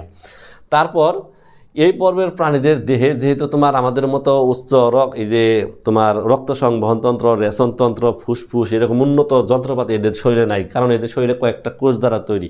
তাই এদের দেহে পরিবহন ব্যবস্থার জন্য সারা দেহ নালী দ্বারা যুক্ত থাকে। এই নালীর ভিতর দিয়ে পানি ঢুকে আর পানি বের হয়। এই পানি ঢোকার সময় পানির সাথে খাদ্য ঢুকে, এই খাদ্যগুলো এরা গ্রহণ করে, পানির সাথে এরা অক্সিজেন ঢুকে, সেই অক্সিজেন তারা গ্রহণ করে তারা বেঁচে থাকে। তাহলে এই নালীতন্ত্র পাওয়া যায় কোন পর্বে, এটা কিন্তু একটা গুরুত্বপূর্ণ এমসিকিউ টপিকস, এটা কিন্তু আমাদের পড়তে হবে। তারপর এদের দেহের অন্তঃপ্রাচীরে মানে ভিতরের প্রাচীরে ফ্লাজেলাযুক্ত বিশেষ কিছু কোষ থাকে, যাদের নাম কি, কোয়ানোসাইট। এই কোয়ানোসাইট ক নম্বরের জন্য কিন্তু গুরুত্বপূর্ণ প্রশ্ন, এটা কিন্তু আমাদের শিখতে হবে। আমি কিন্তু সংজ্ঞা দিলাম, এটা কিন্তু মুখস্থ করতে হবে। এবং এই পর্বের প্রাণীরা সবাই কি নিশ্চল, পূর্ণাঙ্গ প্রাণী নিশ্চল, কিন্তু লার্ভা দশা সেই ক্ষেত্রে তারা কি থাকে, সচল থাকে লার্ভা দশায়। আর এই পর্বের প্রাণীদের মধ্যে দুইটা লার্ভা পাওয়া যায়, একটা প্যারেনকাইমুলা আর একটা অ্যামফিবাস্টুলা। এই লার্ভা দশা কিন্তু এমসিকিউর মধ্যে আসে, যদি এখানে নাই, যেহেতু আমি এখানে নাই তারপরেও বলছি এবং এমসিকিউর জন্য গুরুত্বপূর্ণ বলছি, তাহলে এটা তোমার নোট করা কিন্তু জরুরি, আর না করলে কিন্তু কিছুই করার নাই। আবার আমি যখন প্রতিসাম্যতা পড়াইছি তখন কিন্তু আমি বলে আসছি যে এই পর্বের বেশিরভাগই কি, অপ্রতিসম। এই যে দেখো অপ্রতিসম। আর অবশ্যই একটা করে বৈজ্ঞানিক নামের উদাহরণ পড়তে হবে। বৈজ্ঞানিক নামের উদাহরণ ছাড়া বাংলা উদাহরণ দিলে কোনো প্রকার ফায়দা নাই, কোনো প্রকার লাভ নাই, বাংলা উদাহরণ দেওয়া সম্পূর্ণ বৃথা হবে। তাই অবশ্যই বৈজ্ঞানিক নামের উদাহরণ দিতে হবে। আর এই উদাহরণ কি, স্পঞ্জিলা অফিসিনালিস। এবং এই উদাহরণ লেখার সময় এটা অবশ্যই কিন্তু ইংরেজি ওয়ার্ডে লিখতে হবে, নিচে আলাদা আলাদাভাবে দাগ টানতে হবে, বৈজ্ঞানিক নিয়মে এটা কিন্তু লিখতে হবে, তাছাড়া কিন্তু হইব না। তারপর আমাদের দ্বিতীয় পর্ব নিয়ে আলোচনা করি, সেটা হলো কি নিডারিয়া। নিডারিয়ার ক্ষেত্রে দেখো এক নম্বর বৈশিষ্ট্য, তার আগে আমি বলি নিডারিয়া শব্দটা নিডেল থেকে আসছে, অর্থাৎ এই পর্বের যত প্রাণী আছে এদের দেহে কাঁটা আছে, বিষাক্ত কাঁটা, নিডোসাইট নামক কাঁটা আছে। সেই নিডোসাইট নামক কাঁটা থাকার কারণে এই পর্বের নাম দেওয়া হয়েছে কি, নিডারিয়া। আর এই পর্বের প্রাণীদেরকে সমুদ্রের অলঙ্কার বলা হয়, অর্থাৎ সমুদ্রের তল দেশে এরা বিভিন্ন শাখা প্রশাখার মতো বিস্তৃত থেকে, বিভিন্ন বর্ণিল আকারে সজ্জিত থেকে তোমার সমুদ্রের তল দেশকে সুন্দর করে, এই জন্য এদেরকে কি বলা হয়, সমুদ্রের অলঙ্কার বলা হয়। আবার এরা মাঝে মাঝে এত ঘনভাবে অবস্থান করে, যেমন ধরো রেন ফরেস্টে কিন্তু গাছগুলো খুব ঘনভাবে অবস্থান করে, এরকম ঘনভাবে অবস্থান করে দেখে এদেরকে সামুদ্রিক রেন ফরেস্টও বলা হয়ে থাকে। তারপরে এই পর্বের প্রাণীরা কিন্তু বেশ কিছু বিষাক্ত আছে, যেমন ধরো এই পর্বে একটা জেলিফিশ আছে, চিরোনিক্স ফ্লিক্রি নামক এই জেলিফিশ, তার একটা কামড়ে সে যতটুকু বিষ প্রয়োগ করে এতটুকু বিষ দিয়ে 69 জন মানুষ মারা যেতে পারে, এত কিন্তু মনে করে এরা বিষাক্ত হয়ে থাকে। তো এখন আসো এই পর্বের কিছু বৈশিষ্ট্য নিয়ে আমরা আলোচনা করি। দেখো আগেরটা কি বলছি, কোষীয় সংগঠন মাত্রার প্রাণী, আর এখন আমরা কি বলবো, টিস্যু সংগঠন মাত্রার প্রাণী। তারপর আমরা কিন্তু ভ্রূণস্তর যখন পড়ছি তখন কিন্তু আমরা পড়ছি ভ্রূণস্তর দুই রকম, একটা হলো দ্বিস্তরী আর একটা হলো কি ত্রিস্তরী। এই নিডারিয়া পর্বের প্রাণীরা হলো কি দ্বিস্তরী। এটা কিন্তু খুব গুরুত্বপূর্ণ প্রশ্ন। আর ইংরেজিতে হলো ডিপ্লোব্লাস্টিক। ডিপ্লোব্লাস্টিক কি গুরুত্বপূর্ণ ক নম্বরের প্রশ্ন, এটা কিন্তু তোমাদের শিখতে হবে।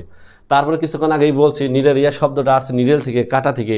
সেই কাঁটার নাম ছিল কি নিডোসাইট। এই নিডোসাইটে কিন্তু গুরুত্বপূর্ণ ক নম্বরের প্রশ্ন। আর এই নিডোসাইটের ভিতরে তোমার আরেকটা অর্গান থাকে যার নাম কি নেমাটোসিস্ট। তাহলে এই নেমাটোসিস্ট ধারণকারী নিডোসাইট কোষ থাকা এটা একটা গুরুত্বপূর্ণ বৈশিষ্ট্য।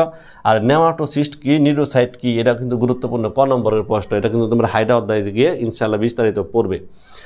তারপরে এদের দেহে তো তোমার পরিপাকতন্ত্র নাই। ওই যে পরিফেরা পর্বের প্রাণীদের দেহে পরিবহন করার জন্য নালীতন্ত্র ছিল, কিন্তু এদের কিন্তু তোমার ওই পরিবহন যে সিস্টেম, সেই সিস্টেমের জন্য এদের দেহে একটা ফাঁকা জায়গা থাকে। সেই ফাঁকা জায়গার নাম হলো সিলেন্টরন। এটাও কিন্তু ক নম্বরের জন্য খুব গুরুত্বপূর্ণ একটা প্রশ্ন, সিলেন্টরন কি। তাহলে নিডারিয়া পর্বের প্রাণীদের দেহে পরিপাক সংবহন নামক একটা গহ্বর থাকে যার নাম কি সিলেন্টরন। তারপরে এদের জীবনচক্রে কি থাকে, প্লালনা নামক লার্ভা দশা থাকে। এটা কিন্তু এমসিকিউর জন্য খুব গুরুত্বপূর্ণ। আর এর উদাহরণ হলো হাইড্রা ভুলগারিস।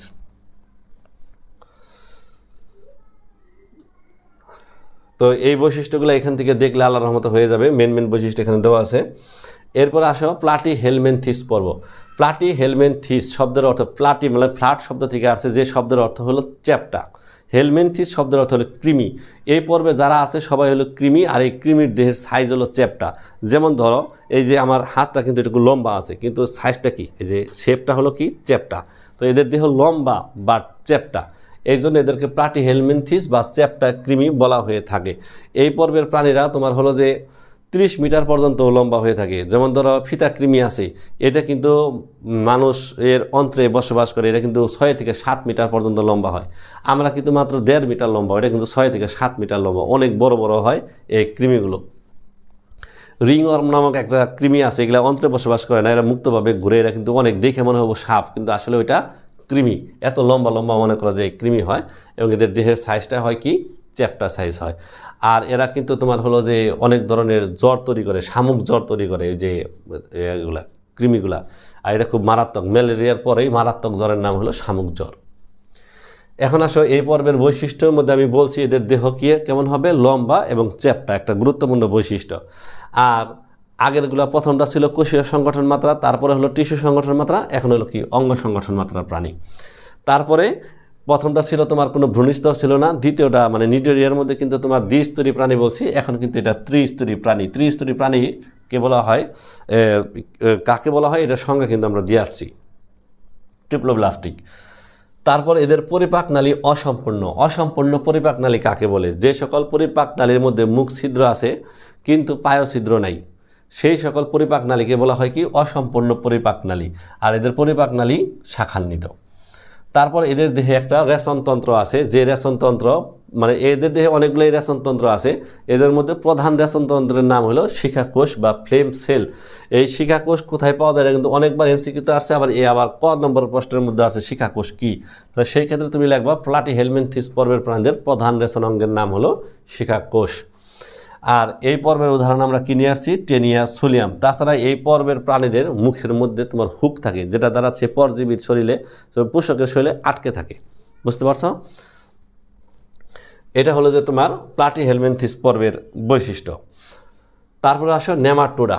এখানে নেমাটোডা আসছে হলো যে তোমার সুতা আকৃতি। নেমাটোডা শব্দের অর্থ সুতা আকৃতি, মানে সুতার মতো লম্বা এরা, কিন্তু দেহের রাউন্ড শেপ। এই যেমন ধরো কলমটা লম্বা, এটা কি রাউন্ড শেপ হয় নেমাটোডা।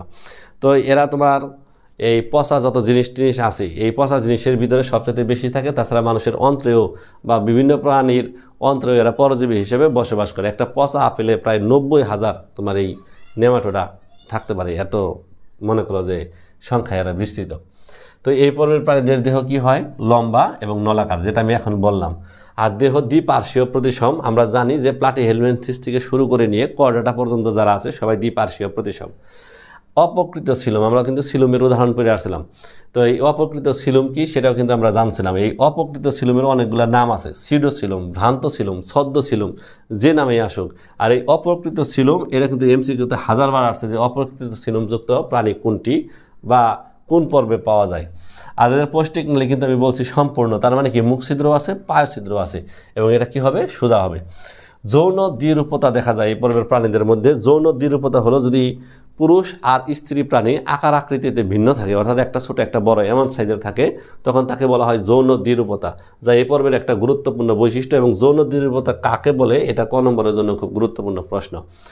আর এই পর্বের উদাহরণ আমি একটা লিখছি, অ্যাসকারিস লুম্বিক্রয়েডিস, মানে গুল কৃমি। তাছাড়া এই যে আমরা জানি লোয়া লোয়া চোখ কৃমি, এরকম কিছু উদাহরণ এই পর্বের মধ্যে আছে। এরপর আসো মোলাস্কা পর্ব। মোলাস্কা শব্দের অর্থ হলো কম্বোজ প্রাণী, নরম প্রাণী, বোঝা গেছে, দেহ নরম কম্বোজ আকৃতির প্রাণী, এই হলো মোলাস্কা।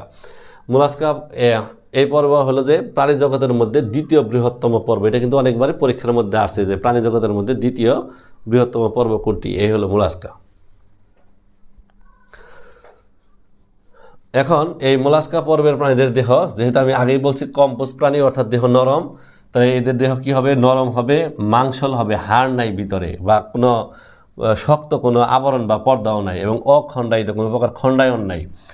তারপরে এদের দেহ একটা পাতলা পর্দা দ্বারা আবৃত থাকে, যে পর্দার নাম মেন্টল। মেন্টল কি গুরুত্বপূর্ণ, ক নম্বরের প্রশ্ন, এবং এটা এমসিকিউর জন্য গুরুত্বপূর্ণ প্রশ্ন। মেন্টল নামক একটা আবরণ দ্বারা এদের দেহ আবৃত থাকবে। আর মাংসল পদ, এটা গুরুত্বপূর্ণ এমসিকিউর জন্য, গুরুত্বপূর্ণ এমসিকিউর জন্য, যে মাংসল পদ কোথায় পাওয়া যায়। আর এর ব্যাখ্যা হলো, তুমি শামুক যদি দেখো, সামনে দেখবা কিছু আঙ্গুলের মতো অংশ, যেটাদের সামনে সে হাইটা যাইতেছে, এগুলারে বলা হয় পদ, পা। তো আমাদের পায়ের ভিতরে যেমন ধরো হাড় আছে, শক্ত পা, কিন্তু এদের পায়ের ভিতরে কোনো হাড় নাই, কিন্তু কোনো শক্ত আবরণও নাই, এই জন্য এদের পাগুলারে বলা হয় মাংসল পদ। আর আগের তোমার পরিপাক নালী প্রথমটা ছিল কি, শাখান্বিত, পরেরটা আসলো কি, সোজা। আর এই পরিপাক নালীটা কেমন, পেঁচানো, ইউ আকৃতির, যে তোমার যত পরিপাকতন্ত্র যত পেঁচানো থাকবে, সেই পরিপাকতন্ত্র তত বেশি উন্নত হবে। আর যে সিলুমের কথা বলছিলাম, আমরা জানি প্লাটি হেলমিনথিস পর্যন্ত তোমার কি নাই, সিলুম নাই। আর নেমাটোডা পর্বে সিলুম আছে, তাও আবার অপকৃত সিলুম। আর এই মোলাস্কা পর্বে যে সিলুম আছে, এটা আবার ছোট আকৃতির সিলুম, দেহগহ্বর সংক্ষিপ্ত। আর এই উদাহরণ কিনে আইছি পাইলা গ্লোবাসা, মানে শামুক, আপেল শামুক। তাছাড়া অক্টোপাস ভুলগারিস, এরাও কিন্তু তোমার মোলাস্কা পর্বের অন্তর্ভুক্ত। এরপর আসো অ্যানেলিডা পর্ব। অ্যানেলিডা পর্ব কেঁচুর পর্ব। কেঁচু তো আমরা সবাই চিনি, যদিও অনেকেই ঘৃণা করি, তারপরেও কিন্তু কেঁচু পড়তে হবে। তো দেখো, কেঁচুর দেহ আমরা জানি এটা লম্বা, দেহ নলাকার, মানে লম্বা দেহ কিন্তু শেপ রাউন্ড, নলাকার। এবং আমরা এটাও জানি যে প্লাটি হেলমিনথিস থেকে শুরু করে নিয়ে কর্ডাটা পর্যন্ত সবাই কি দ্বিপার্শ্বীয় প্রতিসম। এখন এই প্রকৃত খণ্ডায়ন, এটা খুব গুরুত্বপূর্ণ জিনিস। আমি বলছি খণ্ডকায়ন কাকে বলে, যে যখন কোনো প্রাণীর দেহ, ধরো এরকম একটা প্রাণীর দেহ, কেঁচু দেখো, এর দেহে একই রকম দেখো, কেঁচু সারা শরীর এরকম রিং, ভালো করে খেয়াল করে দেখবা, কেঁচু সারা শরীরে এরকম রিং যুক্ত, অর্থাৎ একই রকম কতগুলো খণ্ডক একত্রিত হয়ে এরকম দেহ তৈরি করে। আর এইগুলোর মধ্যে এই প্রকৃত খণ্ডায়ন, যেটা আমরা জানি সংজ্ঞা অনুযায়ী, সেই প্রকৃত খণ্ডায়ন পাওয়া যায় এই অ্যানেলিডা পর্বের প্রাণীতে, কিন্তু অনেকবার পরীক্ষার মধ্যে আসে। আর এই কেঁচুরা যে দেখবা, যেটা কিন্তু পা নাই, কিন্তু সামনে চলতেছে আগায়, সেই আগায় কি দিয়ে তাদের চলনাঙ্গ থাকতে পারে দুই রকমের, একটা নাম সিটি আর একটা প্যারাপোডিয়া। তো এই সিটি কি, প্যারাপোডিয়া কি, কিন্তু গুরুত্বপূর্ণ ক নম্বরের প্রশ্ন। তাহলে অ্যানেলিডা পর্বের চলনাঙ্গের নাম সিটি বা প্যারাপোডিয়া, এটাই হবে তার উত্তর। আর রেশন অঙ্গ নেফ্রিডিয়া, এই নেফ্রিডিয়া কোথায় পাওয়া যায়, এটা কিন্তু হাজারবার পরীক্ষার মধ্যে আসে। আবার ক নম্বর প্রশ্নের মধ্যে আসে যে নেফ্রিডিয়া কি, তাহলে সেই ক্ষেত্রে তুমি পড়বা কি, যে অ্যানেলিডা পর্বের রেশন অঙ্গের নাম হলো কি, নেফ্রিডিয়া। নেফ্রিডিয়া ছাড়াও কিন্তু অন্যান্য রেশন অঙ্গ আছে, নেফ্রিডিয়া হলো প্রধান। আর এদের লার্ভা দশার নাম হলো ট্রোকোফোর লার্ভা, এটাও কিন্তু পরীক্ষার মধ্যে আসে এমসিকিউর মধ্যে। উদাহরণ হিসেবে আমি কেঁচু দিছি, কেঁচু হলো কি, মেটাফির পোস্থোমা। এরপর আসো আর্থ্রোপোডা। এই আর্থ্রোপোডা পর্বটা সবচাইতে বেশিবার পরীক্ষার মধ্যে আসছে, এই পর্বটা ভালো করে শিখতে হবে। এই পর্বের প্রাণীরা সবচাইতে, মানে প্রাণী জগতের মধ্যে কর্ডেট ব্যতীত যত প্রাণী আছে, এই প্রাণীগুলোর মধ্যে সবচাইতে বিচক্ষণ, বুদ্ধিমান এবং উচ্চতর অভিযোজন ক্ষমতা সম্পন্ন, বেশি অর্থনৈতিক গুরুত্ব সম্পন্ন এবং সবচাইতে বৃহত্তম পর্ব হলো এই আর্থ্রোপোডা পর্ব। মনে করো পৃথিবীতে আবিষ্কৃত প্রাণীর সংখ্যা 15 লক্ষ হলেও 12.5 লক্ষ প্রাণী শুধু এই পর্বের মধ্যে আছে। এই জন্য আর্থ্রোপোডা পর্ব হলো পৃথিবীর মধ্যে সবচাইতে বৃহত্তম পর্ব এখন পর্যন্ত। তো এই পর্বের এই যে আর্থ্রোপোডা, পোডা শব্দের অর্থ পা, আর্থ মানে সন্ধিযুক্ত, তাহলে সন্ধিযুক্ত পা বা সন্ধিযুক্ত উপাঙ্গ। এখন আমাদের দেহ অক্ষের বাইরে যা আছে, এটা হলো অক্ষ, এই অক্ষের বাইরে যে হাত, এগুলা যা আছে সবই হলো কি উপাঙ্গ। এই আর্থ্রোপোডা পর্বে বেশ কিছু উপাঙ্গ থাকে, যেমন ধরো পুঞ্জাক্ষী থাকে, অ্যান্টেনা থাকে, যে মাথার মধ্যে তেলাপোকার যেরকম নাড়াচাড়া করে সুরের মতো, এগুলো অ্যান্টেনা। তারপরে মনে করো এদের পাখা থাকে, এগুলাও কি উপাঙ্গ, এদের পা থাকে, এগুলাও কি উপাঙ্গ। তো এই উপাঙ্গগুলো সবসময় জোড়ায় জোড়ায় থাকে, এই জন্য একে বলা হয় কি সন্ধিযুক্ত উপাঙ্গ বিশিষ্ট প্রাণী। তারপর আমি বলছি যে অঞ্চলায়ন, যখন কতগুলো খণ্ডক মিলে একটা অঞ্চল তৈরি করবে তখন তার নাম হবে কি অঞ্চলায়ন। তাহলে এই পর্বের একটা গুরুত্বপূর্ণ বৈশিষ্ট্য অঞ্চলায়ন। সন্ধিযুক্ত তো অবশ্যই আছে। তারপর এদের দেহে 1 বা 2 জোড়া অ্যান্টেনা থাকে। অ্যান্টেনা কি গুরুত্বপূর্ণ, ক নম্বরের প্রশ্ন। 1 জোড়া পুঞ্জাক্ষী থাকে, এটা গুরুত্বপূর্ণ, ক নম্বরের প্রশ্ন, যা আমরা ঘাস ফিডিং করানোর সময় বিস্তারিত দেখাই দিব। তারপরে দেখো এদের দেহে যে ওই যে তোমার থাকে, যে তোমার দেহগহ্বর যেটা, তাহলে তোমার প্লাটিহেলমিনথিস পর্যন্ত দেহগহ্বর ছিল না। মুলাস্কা পর্বের তোমার নেমাটোডা পর্বের মধ্যে অপকৃত ছিল, মুলাস্কা পর্বে ছিল সংক্ষিপ্ত। আর এখানে বড় ধরনেরই তোমার আছে, দেহগহ্বর মানে সিলোম আছে, কিন্তু সেই সিলোমটা কি থাকে, রক্তপূর্ণ থাকে। এই রক্তপূর্ণ সিলোমের নাম হলো কি হিমোসিল। আর এই হিমোসিল গুরুত্বপূর্ণ ক নম্বরের প্রশ্ন। তাহলে সেই ক্ষেত্রে কি বলবা, যে আর্থ্রোপোডা পর্বের প্রাণীদের রক্তপূর্ণ গহ্বরকে বলা হবে কি হিমোসিল। আর এদের প্রধান রেশন অঙ্গের নাম হলো মালপিজিয়ান নালিকা, এটা কিন্তু গুরুত্বপূর্ণ ক নম্বরের প্রশ্ন। মালপিজিয়ান নালিকা ছাড়াও এদের দেহে কক্সাল গ্রন্থি, সবুজ গ্রন্থি, এগুলা টিনেডিয়া, এই সকল শ্বসন অঙ্গ কিন্তু মানে এদের মধ্যে কিন্তু আছে। আর এর উদাহরণ হলো ঘাস ফড়িং লেক্সি, পকিলোসেলাস পিকটাস। তারপর আসো একাইনোডারমাটা। একাইনোডারমাটার পর্বের সাথে কর্ডাটা পর্বের সবচাইতে ঘনিষ্ঠ সম্পর্ক, তাই কর্ডাটার পরেই যে উন্নত পর্ব তার নাম হলো একাইনোডারমাটা।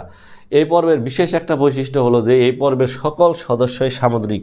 আর এই কথাটা দিয়ে এই পর্বে কিন্তু উদ্দীপক থাকে, যখন বলবো যে এমন একটা পর্ব আছে যে পর্বের সকল সদস্যই সামুদ্রিক, তখন উত্তর হবে কি একাইনোডারমাটা। আর এই পর্বের প্রাণীদের মধ্যে পঞ্চরীয় প্রতিসম দেখা যায়, অর্থাৎ দেহ এরকম 5 বাহু বিশিষ্ট হয়। 5 বাহু বিশিষ্ট হয়। 5 বাহু বিশিষ্ট হওয়ার কারণে এদেরকে 5 ভাবে তোমার বিভক্ত করা যায়, এই জন্য এদেরকে কি বলা হয়, পঞ্চরীয় প্রদেশম। আর তাছাড়া এদের দেহে এরকম ছোট ছোট কাটা কাটা থাকে, এই কাটা কাটা থাকার কারণে দেহ কি কণ্টকময়, এবং দেহের 2টা প্রান্ত থাকে, যেহেতু এটা চ্যাপ্টা, একটা হলো মৌখিক প্রান্ত, তার অপোজিটে থাকে হলো কি বিমৌখিক প্রান্ত। আর এদের দেহে থাকে পানি সংবহন তন্ত্র। এখানে কিন্তু একটা মিস্টেক হবে, সেটা হলো পরিফেরা পর্বে কিন্তু নালীতন্ত্র, আর এদের কিন্তু পানি সংবহন তন্ত্র। আর এদের দেহে রক্ত সংবহন তন্ত্র নাই, কিন্তু পেরিহিমাল তন্ত্র আছে। এটা খুবই গুরুত্বপূর্ণ একটা জিনিস। এখন আসো সর্বশেষ যে প্রধান পর্বের মধ্যে আছে কর্ডাটা, এটা সবচেয়ে উন্নত পর্ব প্রাণী জগতের মধ্যে। তো এই পর্বের 3টা গুরুত্বপূর্ণ বৈশিষ্ট্য, 1, 2, 3। এই 3টা বৈশিষ্ট্য লেখার পর অন্য বৈশিষ্ট্য, এই 3টা বৈশিষ্ট্য বাদ দিয়ে কিন্তু অন্য বৈশিষ্ট্য লেখা যাবে না। এখন দেখো যে এই কর্ডাটা পর্বের প্রাণী যারা আছে তাদের দেহে ভ্রূণ অবস্থায় বা সারা জীবন নটকট থাকবে, ভ্রূণ অবস্থায় বা সারা জীবন ফাঁপা স্নায়ুরজ্জ থাকবে। তাহলে একটা হলো নটকট, একটা ফাঁপা স্নায়ুরজ্জ। ভ্রূণ অবস্থায় বা আজীবন গলবিলীয় ফুলকারন্ধ্র থাকবে। এই 3টা বৈশিষ্ট্য খুব গুরুত্বপূর্ণ। এটা ভ্রূণ অবস্থায়ও থাকতে পারে অথবা সারা জীবন থাকতে পারে, এই 3টা জিনিস। তারপর গলবিলের নিচে এন্ডোস্টাইল নামক একটা অঙ্গ থাকে, যা পরে থাইরয়েড গ্রন্থিতে রূপান্তরিত হয়। এটা কিন্তু কর্ডাটা পর্বের গুরুত্বপূর্ণ বৈশিষ্ট্য। এবং রক্ত সংবহনতন্ত্র সবচেয়ে উন্নত এবং মুক্ত ধরনের। এখন রক্ত সংবহনতন্ত্র 3 রকমের আছে, মুক্ত, বদ্ধ আর হলো যে অর্ধমুক্ত। যদি রক্ত চলাচল নালীর ভিতর দিয়ে হয় তাহলে সেটা হয় হলো বদ্ধ, এটা তো মুক্ত হবে না, এটা বদ্ধ হবে, বদ্ধ। এটা কারেকশন করে নেবে। আর এর উদাহরণ হিসেবে নিজেদের বৈজ্ঞানিক নাম লিখে দিচ্ছি, সেটা হলো কি হোমো সেপিয়ান্স। এখন আসা হলো যে তোমার কর্ডাটা পর্বের শ্রেণী বিভাগ। তার আগে আর একটা প্রশ্ন আমরা আলোচনা করি কর্ডাটা পর্ব থেকে, সেটা হলো যে না, ওই আলোচনাটা একটু পরেই করি, ওয়েট করে, ওইটার জন্য মজা আসছে। তো কর্ডাটা পর্বের শ্রেণী বিভাগ। তো কর্ডাটা পর্ব এটা কিন্তু পর্ব, আর এই পর্বের পরে যে ট্যাক্সন তার নাম হলো কি উপপর্ব। উপপর্বরে ইংরেজিতে বলা হয় সাব ফাইলাম। তো এই কর্ডাটা পর্বের 3টা সাব ফাইলাম আছে। সেই 3টা সাব ফাইলামের নাম কি, ইউরোকর্ডাটা, সেফালোকর্ডাটা, ভার্টিব্রাটা। এখানে ইউরো শব্দের অর্থ কিন্তু লেজ, মানে কর্ডাটা মানে রজ্জু, লেজে রজ্জু। সেফালোকর্ডাটা মুখ থেকে পায়ু পর্যন্ত মানে লেজ পর্যন্ত এদের রজ্জু থাকে, এই জন্য এরা কি সেফালোকর্ডাটা। আর ভার্টিব্রাটা মানে তোমার কর্ডেট, এদের মেরুদণ্ডে রূপান্তর হয়, এই জন্য এর নাম ভার্টিব্রাটা। তো এই কর্ডাটা পড়বে, তাহলে তোমার সাব ফাইলাম কয়টা? 3টা সাব ফাইলাম, ইউরোকর্ডাটা, সেফালোকর্ডাটা, ভার্টিব্রাটা। এখন আসো এই 3টা উপপর্বের বৈশিষ্ট্য আমরা জেনে নেই, ইউরোকর্ডাটা, সেফালোকর্ডাটা, ভার্টিব্রাটা। এখন ইউরোকর্ডাটা যারা আছে এদের শুধু লেজে নোটোকর্ড এবং স্নায়ুরজ্জু থাকে, এটা গুরুত্বপূর্ণ বৈশিষ্ট্য, এটা কিন্তু অবশ্যই মনে রাখতে হবে। আর সেফালোকর্ডাটা যারা আছে এদের দেহের সম্মুখ থেকে পশ্চাৎ প্রান্ত পর্যন্ত সারাটা জীবনের জন্য নোটোকর্ড আর নার্ভকর্ড থাকে। তাহলে এদের শুধু লেজে, আদের মুখ থেকে শুরু করে নিয়ে লেজ পর্যন্ত পুরা সারা শরীর বিস্তৃত হয়ে তোমার নোটোকর্ড এবং নার্ভকর্ড থাকে, এবং সারা জীবন এই নোটোকর্ড এবং নার্ভকর্ড হিসেবেই থেকে যায়। আর ভার্টিব্রাটার মধ্যে তোমার এই নোটোকর্ড মেরুদণ্ডে রূপান্তরিত হবে, নার্ভকর্ড মস্তিষ্কে এবং সুষমাকাণ্ডে রূপান্তরিত হবে, ফুলকারন্ধ্র ফুসফুসে রূপান্তর হবে। তাহলে এই 3টা জিনিস হলো ইউরোকর্ডাটা, সেফালোকর্ডাটা এবং ভার্টিব্রাটার মধ্যে মেজর পার্থক্য। তাহলে মেজর পার্থক্য কি? যে ইউরোকর্ডাটা, ইউরো মানে লেজ, শুধুমাত্র লেজে তোমার নোটোকর্ড আর ফাঁপা স্নায়ুরজ্জু আছে। সেফালোকর্ডাটাতে নোটোকর্ড এবং ফাঁপা স্নায়ুরজ্জু থাকে মাথা থেকে লেজ পর্যন্ত। আর ভার্টিব্রাটার মধ্যে নোটোকর্ড মেরুদণ্ডে, নার্ভকর্ড সুষমাকাণ্ডতে এবং ফুলকারন্ধ্র ফুসফুসে পরিণত হয়ে থাকে। এটা হলো মেজর পার্থক্য, এবং এই মেজর জিনিসটা মনে রাখতে হবে। আর ইউরোকর্ডাটার একটা গুরুত্বপূর্ণ বৈশিষ্ট্য হলো যে এদের দেহে টিউসিন নামক একটা পদার্থ আছে, সেই পদার্থ দ্বারা একটা আবরণ তৈরি হয়, যে আবরণের নাম হলো কি? টিউনিক। এই টিউনিক আবরণ দ্বারা এদের দেহ আবৃত থাকে। তারপরে এদের দেহে রিভার্স পেরিস্টালসিস দেখা যায়। দেখো আমাদের দেহে তোমার যে পথ দিয়ে রক্ত যায় তার বিপরীত পথ দিয়ে রক্ত চলে আসে, অর্থাৎ ধমনী হয়ে রক্ত আমাদের দেহে যাবে ধমনী দিয়ে, আর শিরা দিয়ে রক্ত ব্যাক করবে।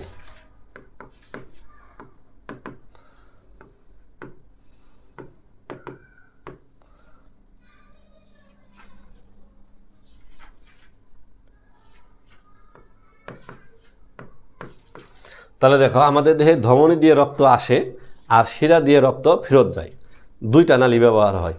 আর ইউরোকর্ডাটা পর্বের প্রাণীদের দেহে কি হবে?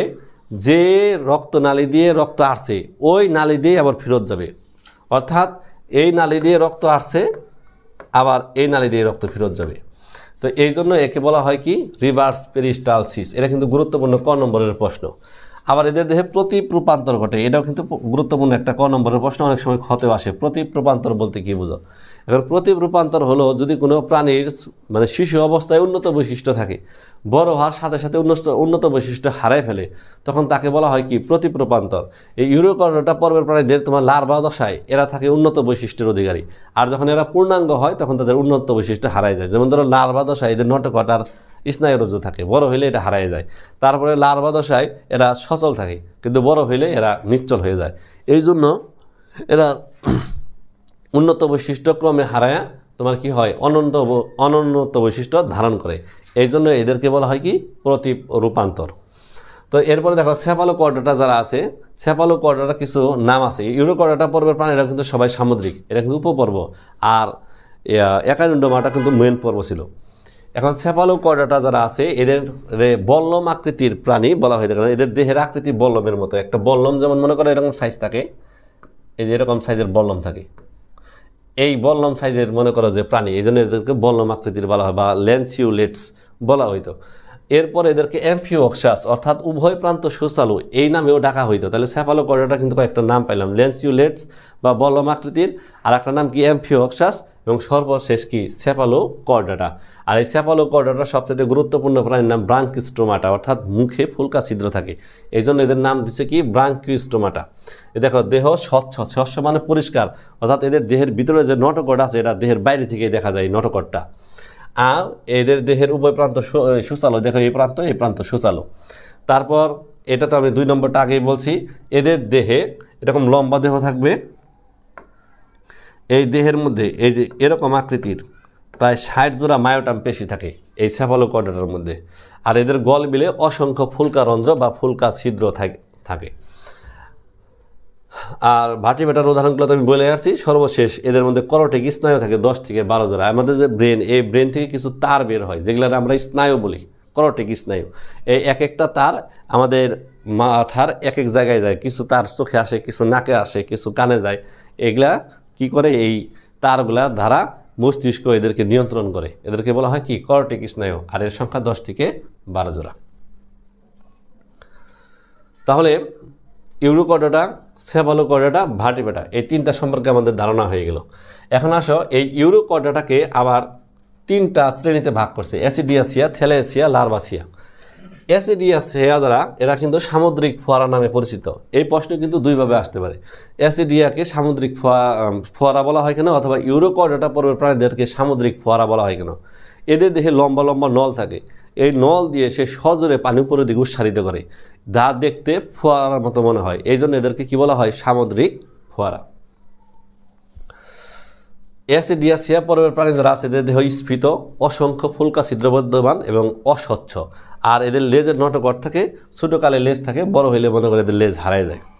আর থ্যালাসিয়া যারা, এই থ্যালাসিয়ার মধ্যে এদের দেহ পিপাকৃতি, পাইপের মতো। তাহলে ওরা ছিল স্ফীত, বলের মতো, আর এরা হলো পিপার মতো, পাইপের মতো। ওদের দেহে ছিল অসংখ্য, আর এদের কম সংখ্যক ফুলকারন্ধ্র, ফুলকারন্ধ্র কম। আর এদেরও লেজে নটকট এবং নাভকট থাকে, এবং এটা কি থাকে, তোমার লার্ভা দশায় থাকে, কিন্তু বড় হইলে এগুলো কিন্তু পড়ে যায়। তারপর আসলে লার্ভাসিয়া। এই লার্ভাসিয়ার দেহটা হবে হইলো যে তোমার ব্যাঙ্গাসী আকৃতির, এরকম ব্যাঙ্গাসী আকৃতির দেহ হবে। আর এদের দেহটা হবে পুরাপুরি স্বচ্ছ, এদের মতো অস্বচ্ছ হবে না, এবং এদের ফুলকারন্ধ্র থাকবে তুলনামূলক কম, এবং এদের লেজ কিন্তু হারায় না। এদের কিন্তু লেজ হারায় যায়, ছোটোকালে লেজ থাকে, বড় হলে লেজ হারায় যায়, কিন্তু লার্ভাসিয়াদের কিন্তু লেজ হারায় না, অর্থাৎ এদের সারা জীবন লেজে নটকট এবং নার্ভকট থাকে। তাহলে এটা হলো যে তোমার গেল কি ইউরোকর্ডাটার সেফালোকর্ডাটার কোনো ভাগ নাই। তোমার আছে কি ভার্টিব্রাটার দুইটা ভাগ আছে, দুইটা ভাগকে সুপার ক্লাস মানে অধিশ্রেণীতে রূপান্তর করে। তাহলে ভার্টিব্রাটা উপপর্ব দুইটা সুপার ক্লাস মানে অধিশ্রেণীতে বিভক্ত, একটা নাম সাইক্লোস্টোমাটা, একটা জিন্যাথোস্টোমাটা। সাইক্লোস্টোমাটার আগের নাম ছিল একনাথা। একনাথা শব্দের অর্থ হলো যে তোমার চোয়ালবিহীন। আর সাইক্লোস্টোমাটা, সাইক্লো অর্থ হলো গোল, আর স্টোমাটা মানে মুখ, গোল মুখ। চোয়াল না থাকার কারণে এদের মুখ কি হয়, গোলাকৃতি হয়। এই জন্য এই সুপার ক্লাসের নাম দেওয়া হয়েছে কি সাইক্লোস্টোমাটা। আর সুপার ক্লাস জিন্যাথোস্টোমাটা, এদের আবার চোয়াল আছে। এখন এই সাইক্লোস্টোমাটা এবং জিন্যাথোস্টোমাটা, এদের বৈশিষ্ট্য পার্থক্য একসাথে আমরা পড়ে নেব। দেখো, এই যে একনাথা যেটা, এটাই কিন্তু সাইক্লোস্টোমাটা।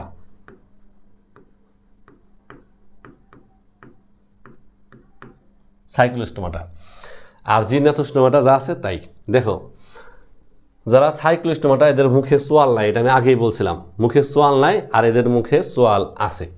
দ্বিতীয় দেখো যে জুরুপাঙ্গ, মানে তোমার এই যে পাখনা একজোড়া, তারপর কানকো একজোড়া, লেস একজোড়া, এরকম জুরুপাঙ্গ। এই জুরুপাঙ্গ সাইক্লোস্টোমাটার মধ্যে নাই, কিন্তু জিন্যাথোস্টোমাটার মধ্যে এই জুরুপাঙ্গ আছে। তারপরে হলো যে এই সাইক্লোস্টোমাটার যে দেহ, সেই দেহে কোনো প্রকার আইস নাই, কিন্তু জিন্যাথোস্টোমাটার মধ্যে আইস আছে, লুম আছে, পালক আছে, এরকম বিভিন্ন জিনিস থাকে। তার এদের ত্বক আইসবিহীন, একেবারে পিচ্ছিল। আর এদের ত্বক আইস থাকতে পারে, নইলে লুম থাকতে পারে, নইলে পালক থাকতে পারে। তারপর আসা হলো যে এই কঙ্কাল মানে হাড়, এদের হাড়, জিন্যাথোস্টোমাটার হাড় তরুণাস্থি দ্বারা তৈরি, আর এই সাইক্লোস্টোমাটার হাড়গুলা বা অস্থিগুলা তোমার তরুণাস্থি দ্বারা তৈরি। আর জিন্যাথোস্টোমাটার যে এগুলো আছে, এগুলা তোমার তরুণাস্থি বা অস্থি দুইটা দ্বারাই তৈরি হতে পারে, হয়তো বা তরুণাস্থি, হয়তো বা অস্থি, অথবা উভয় প্রকার পদার্থ দ্বারা এদের কঙ্কাল তৈরি হতে পারে। আর এদের কঙ্কাল শুধুমাত্র তরুণাস্থি দ্বারা তৈরি। আর ফুলকারন্ধ্র, সাইক্লোস্টোমাটার ফুলকারন্ধ্র 5 থেকে 15 জোড়া, আর জিন্যাথোস্টোমাটার ফুলকারন্ধ্র 5 থেকে 7 জোড়া। তারপর এদের নাসারন্ধ্র মানে নাকের ছিদ্র, এদের কিন্তু একটি। আর আমাদের নাকের ছিদ্র কিন্তু জিন্যাথোস্টোমাটার নাকের ছিদ্র কিন্তু 2টি। আর এদের করণিক স্নায়ু যেটা, সেটা হতে পারে 8 থেকে 10 জোড়া। এদের করণিক স্নায়ু কিন্তু 10 থেকে 12 জোড়া। তাহলে দেখো, একই সাথে কিন্তু আমরা সাইক্লোস্টোমাটার বৈশিষ্ট্যগুলো পড়ে ফেললাম, জিন্যাথোস্টোমাটার বৈশিষ্ট্য পড়ে ফেললাম, এবং দুইটার মধ্যে পার্থক্য পড়ে ফেললাম, তুলনাও পড়ে ফেললাম। একই সাথে কিন্তু সব কাজ হয়ে গেল। এটা কিন্তু তোমাদের বইয়ের মধ্যে নাই, সুন্দর করে নোট করে রাখবে কিন্তু এগুলা যাতে না হারায়। এখন এই একনাথা বা সাইক্লোস্টোমাটার দুইটা ক্লাস আছে। একটা ক্লাসের নাম হলো মিক্সিনি, আরেকটা ক্লাসের নাম হলো পেট্রোমাইজন্টিডা। এই দুইটাই কিন্তু গুরুত্বপূর্ণ। এই মিক্সিনিতে একটা শব্দ আছে, এদেরকে হ্যাক ফিশ বলা হয়। হ্যাক ফিশ কি, এটা কিন্তু গুরুত্বপূর্ণ প্রশ্ন, এটা অনেকবার আসছে। হ্যাক ফিশ কুৎসিত প্রাণী, এই পর্বের প্রাণীদের দেখতে অসুন্দর, পিচ্ছিল, এই জন্য এদেরকে হ্যাক ফিশ বলা হয়ে থাকে। তো এই পর্বের বৈশিষ্ট্য আমরা জানি, একনাথা যারা আছে অথবা সাইক্লোস্টোমাটা যারা আছে তাদের দেহে আইস থাকে না, এই যে আইসবিহীন দেহ, পিচ্ছিল, আইস না থাকার কারণে দেহ পিচ্ছিল। পৃষ্ঠে যে পাখনা থাকার কথা, মাছের মধ্যে কিন্তু পিঠে পাখনা থাকে, সেই পাখনা কিন্তু এদের নাই। এই মিক্সিনি গ্রুপে যারা আছে এদেরকে তো এই পাখনাটা নাই। আর এদের ফুলকা রন্ধ্রের সংখ্যা 5 থেকে 15 জোড়া। এদের যে পরিপাকতন্ত্র আছে সেই পরিপাকতন্ত্রের মধ্যে পাকস্থলী নাই। আমাদের পরিপাকতন্ত্রের মধ্যে কপাটিকা মানে গেট থাকে, এদের মধ্যে কিন্তু সেই প্রকার কোনো গেট নাই, এবং এদের জীবনচক্রে কোনো লার্ভা দশাও নাই। আর পেট্রোমাইজন্টিডার ক্ষেত্রে দেখো, এদেরও যেমন আইসবিহীন ছিল, এরাও কিন্তু আইসবিহীন, কিন্তু ওদের পৃষ্ঠীয় পাখনা না থাকলেও এদের কিন্তু দুইটা পৃষ্ঠীয় পাখনা থাকে। ওদের ফুলকা রন্ধ্র 5 থেকে 15 জোড়া হইলেও এদের ফুলকা রন্ধ্র কিন্তু 7 জোড়া। তারপর ওদের কপাটিকা না থাকলেও এদের কিন্তু কপাটিকা থাকে। ওদের লার্ভা দশা না থাকলেও এদের কিন্তু অ্যামোসিস্ট নামক লার্ভা দশা আছে। এটা কিন্তু গুরুত্বপূর্ণ এমসিকিউ প্রশ্ন, অ্যামোসিস্ট। তাহলে একনাথা গেল। এরপরে এখন আমরা চলে যাব হলো জিনেথোস্টোমাটা। জিনেথোস্টোমাটা অধিশ্রেণী বা সুপার ক্লাসকে তোমার 60টা শ্রেণীতে ভাগ করা হয়েছে। কয়টা শ্রেণীতে ভাগ করছে? 60টা। তার মধ্যে প্রথমে আছে কি কন্ডেইক্ট্রিস, তারপরে অ্যাক্টিনোপটেরিজি, সার্কোপটেরিজি, তারপর কি অ্যামফিবিয়া, তারপর কি রেপটাইলিয়া, তারপর কি অ্যাভিস, তারপরে কি ম্যামালিয়া। এই 7টা শ্রেণীতে ভাগ করে। এই 7টা শ্রেণী কিন্তু খুব গুরুত্বপূর্ণ, অনেকবার পরীক্ষার মধ্যে আসছে। এখন এটা কিন্তু আমরা মিলাই পড়বো, যাতে একই সাথে আমাদের পার্থক্য, একই সাথে আমাদের তুলনা, একই সাথে আমাদের আদি উন্নত, এগুলো কিন্তু আমাদের যেন শেষ হয়ে যায়। একই সাথে বৈশিষ্ট্য, তাহলে 4টা করে প্রশ্নের উত্তর পড়তে পারবো যদি আমরা এই সিস্টেমে পড়ি। এইভাবে, এই জন্যই কিন্তু আমি এইভাবে সাজাইছি, যাতে এই একটা পড়া শেখার 4টা প্রশ্ন উত্তর দিতে পারি। বৈশিষ্ট্য লিখতে পারবো, পার্থক্য লিখতে পারবো, তুলনা লিখতে পারবো, কোনটা বেশি উন্নত সেটা বেশি আমরা লিখতে পারবো। এখন দেখো কন্ডেইক্ট্রিস, অ্যাক্টিনোপটেরিজি, সার্কোপটেরিজি। এই কন্ডেইক্ট্রিসের যে অন্তঃকঙ্কাল সেটা তরুণাস্থি দ্বারা তৈরি। অ্যাক্টিনোপটেরিজি, সার্কোপটেরিজি, এদের যে অন্তঃকঙ্কাল এটা অস্থি দ্বারা তৈরি। অস্থি এবং তরুণাস্থির মধ্যে পার্থক্য কিন্তু তোমার 9-10 পড়ছে। অস্থিগুলো একটু শক্ত হয়, তরুণাস্থিগুলো তুলনামূলক নরম হয়। তারপর আইস, আইসের বিভিন্ন প্রকারভেদ থাকে। তো এই আইসগুলোর মধ্যে, এই কন্ডেইক্ট্রিসের মধ্যে যে তোমার এই প্লাকয়েড আইস থাকে, প্লাকয়েড আইসগুলো তোমার হলো যে এই যে এমন টাইপের ত্রিশূলের মতো, 3 কাটার মতো এরকম থাকে। এই ধরনের আইস থাকে হলো এই কন্ডেইক্ট্রিসের মধ্যে, প্লাকয়েড আইস। এটা কিন্তু অনেকবার এমসিকিউর মধ্যে আসছে, প্লাকয়েড আইস কোথায় পাওয়া যায়। তারপর আসে হলো যে তোমার অ্যাক্টিনোপটেরিজিতে কী ধরনের আইস পাওয়া যায়? সাইক্লয়েড বা টিনেড আইস। এই আইসগুলো সাধারণত এরকম ডিম্বাকার বা গোলাকার হয়ে থাকে, এই সাইজের, এরকম সাইজের হয়ে থাকে। আর একটা হলো গ্যানেড আইস। এই গ্যানেড আইসগুলো ছোটো ছোটো চিকন বলম আকৃতির হয়ে থাকে, গ্যানেড আইস। এটা পাওয়া যায় কোথায়? সার্কোপটেরিজিতে। তাহলে তোমার অন্তঃকঙ্কাল কন্ডেইক্ট্রিসের মধ্যে কি আছে? তরুণাস্থি। অ্যাক্টিনো এবং সার্কোর মধ্যে আছে কি? অস্থি। আর আইস কন্ডেইক্ট্রিসে প্লাকয়েড, এটার মধ্যে সাইক্লয়েড, আর এটার মধ্যে হলো কি টিনেড না গ্যানেড। তারপর হলো যে অপারকুলাম। অপারকুলাম মানে হলো কানকু। মাছের মধ্যে দেখবা চাপা আছে, চাপা দুটো এরকম নাড়াচাড়া করে, সেই চাপাগুলারে বলা হয় কানকু বা অপারকুলাম। এই কন্ডেইক্ট্রিসে এই চাপা নাই, মানে কানকু নাই, কিন্তু এই দুইজনের মধ্যে এই কানকু আছে। তারপর ফুলকা ছিদ্র, যেহেতু ওই যে কানকু নাই, কানকু না থাকার কারণে এদের ফুলকা ছিদ্রগুলা উন্মুক্ত থাকে, খোলা, কিন্তু এদের কানকু থাকার কারণে ওই ছিদ্রগুলা সবসময় ঢাকা থাকে। এখন আসলে হলো লেজ। এই লেজ দিয়ে কিন্তু উদ্দীপক থাকতে পারে। এই লেজটা আমি একটু দেখাই। তোমার মনে করো লেজের 3টা ধরন আছে।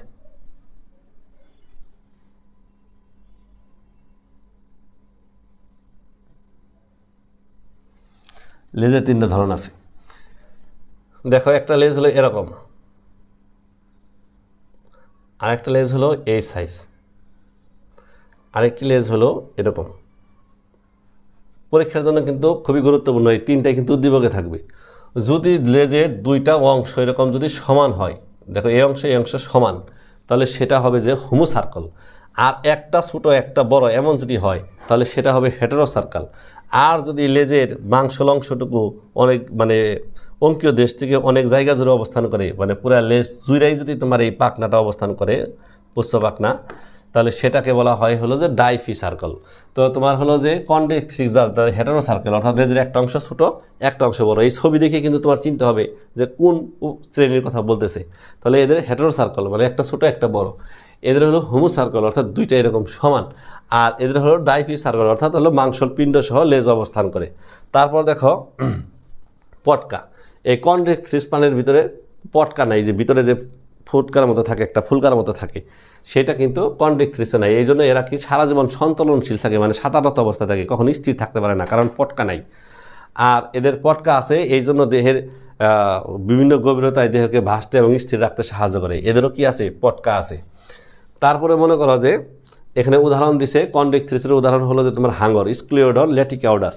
আর অ্যাক্টিনোপটেরিজের উদাহরণের অভাব নাই, যে কাতলা কাতলা তোমার এই দিছে কাতল মাছ, লেবিওরুহিটা রুই মাছ, তারপরে টেনোলোসা ইলিশা ইলিশ মাছ, এগুলা সবই কি অ্যাক্টিনোপটেরিজি।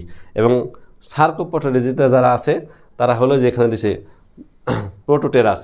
তো এইগুলার মধ্যে এই কনডেক্স কিন্তু মাছ গ্রুপ, অ্যাক্টিনোপটেরিজিও কিন্তু মাছ গ্রুপ, সার্কোপটেরিজিও কিন্তু মাছ গ্রুপ। আবার আগে যে আমরা পড়ে আসলাম মিক্সজিনি এবং পেট্রোমাইজন্টিটা, এরা কিন্তু মাছ গ্রুপ। তাহলে মোট কিন্তু 5টা মাছ গ্রুপ, মৎস্য গ্রুপ। তো এখন আমাদের তাহলে তোমার জিনাথোস্টোমাটার যে প্রথম 3টা শ্রেণী ছিল, সেই 3টা শ্রেণীর একই সাথে বৈশিষ্ট্য, একই সাথে পার্থক্য, একই সাথে তুলনা, একই সাথে আদিন্যতা আমাদের পড়া শেষ হয়ে গেল।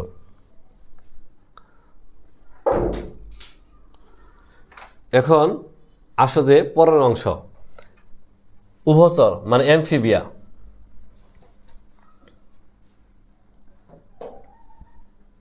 এটা হলো যে তোমার অ্যামফিবিয়া।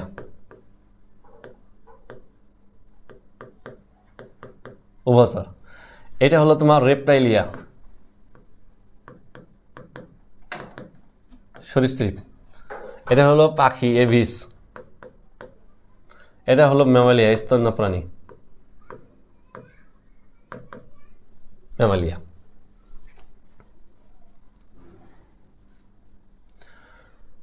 আমরা মৎস্য গ্রুপ আগে পড়ে ফেলছি, 5টা গ্রুপ। এখন হলো যে পরবর্তী যে জিনাথোস্টোমাটার যে তোমার 7টা শ্রেণী, 7টা শ্রেণীর মধ্যে 3টা শ্রেণী কনডেক্স, অ্যাক্টিনোপটেরিজি, সার্কোপটেরিজি, 3টা পড়েছি। এখন 4th নম্বর যে শ্রেণী সেটা হলো অ্যামফিবিয়া। অ্যামফিবিয়া মানে উভচর। এর বৈশিষ্ট্য কি? এর যে ত্বকটা হবে ভেজা এবং গ্রন্থিময় এবং নগ্ন। আর সরীসৃপের যে ত্বক, সেই ত্বকটা হবে শুষ্ক, এপিডার্মাল আইস দ্বারা তোমার হলো আবৃত। আর পাখির যে ত্বক, সেই ত্বকটাও শুষ্ক হবে এবং পালক দ্বারা আবৃত। আর স্তন্যপায়ীর যে ত্বক, সেই ত্বকটাও শুষ্ক হবে, গ্রন্থিময় এবং লোম দ্বারা আবৃত। তাহলে এদের ত্বক হলো ভেজা, আর বাকিগুলোর ত্বক কি? শুষ্ক। এদের ত্বক গ্রন্থিময়, এদের মধ্যে গ্রন্থি নাই, এদের মধ্যে গ্রন্থি নাই, কিন্তু স্তন্যপায়ীর ত্বকে কি আছে? গ্রন্থি আছে। এদের ত্বক আইস দ্বারা আবৃত, পাখির ত্বক পালক দ্বারা আবৃত, আর স্তন্যপায়ীর ত্বক কি? লোম দ্বারা আবৃত। তারপরে দেখো তোমার অ্যামফিবিয়ার মধ্যে যারা আছে এদের হলো 2 জোড়া পা, আর সরীসৃপের পা 2 জোড়া, কিন্তু এই যে সাপ যারা আছে, গিজার্ড যারা, ওদের মধ্যে কিন্তু আবার পা নাই। যদিও সরীসৃপের সবার মধ্যে পা আছে, ওই সাপ গ্রুপ, গিজার্ড গ্রুপের মধ্যে কোনো পা নাই। তারপর মনে করো পাখির 1 জোড়া ডানা, 1 জোড়া পা থাকে। আর যারা স্তন্যপায়ী এদের 2 জোড়া পা থাকে। এই পাগুলোর মধ্যে আবার একটা পার্থক্য আছে। উভচরের যে পা, অগ্রপদে 4টা করে আঙ্গুল আর পশ্চাৎ পদে 5টি করে আঙ্গুল থাকে। আর এখানে অগ্রপদ এবং পশ্চাৎ করে নখরযুক্ত 5টি করে আঙ্গুল থাকবে। আর এখানেও অগ্রপদ এবং পশ্চাৎ পদে 5টি করে আঙ্গুল থাকবে, কিন্তু এখানে কিন্তু অগ্রপদ এবং পশ্চাৎ পদের মধ্যে কিন্তু পার্থক্য আছে। তারপরে শ্বসন অঙ্গের নাম, উভচরের শ্বসন অঙ্গ ফুসফুস, সরীসৃপের শ্বসন অঙ্গের নামও ফুসফুস, পাখির শ্বসন অঙ্গের নামও ফুসফুস, স্তন্যপায়ীর তোমার শ্বসন অঙ্গের নাম ফুসফুস। এখন আসা হলো যে গুরুত্বপূর্ণ যে বিষয়টা, সেটা হৃৎপিণ্ড। পৃথিবীতে যত মাছ আছে সকল মাছের হৃৎপিণ্ড 2 প্রকোষ্ঠ বিশিষ্ট, দেখো। আর যত উভচর অ্যামফিবিয়া আছে এদের হৃৎপিণ্ড 3 প্রকোষ্ঠ। আর সরীসৃপের হৃৎপিণ্ড অসম্পূর্ণভাবে 4 প্রকোষ্ঠ। অর্থাৎ এদের নিলয়ের যে তোমার ভাগ, এই ভাগটা পুরোপুরি হয় না, এই জন্য এদেরকে বলা হয় অসম্পূর্ণভাবে 4 প্রকোষ্ঠ। ব্যতিক্রম হলো কুমির। কুমির সরীসৃপ হওয়া সত্ত্বেও এদের হৃৎপিণ্ড 4 প্রকোষ্ঠ বিশিষ্ট।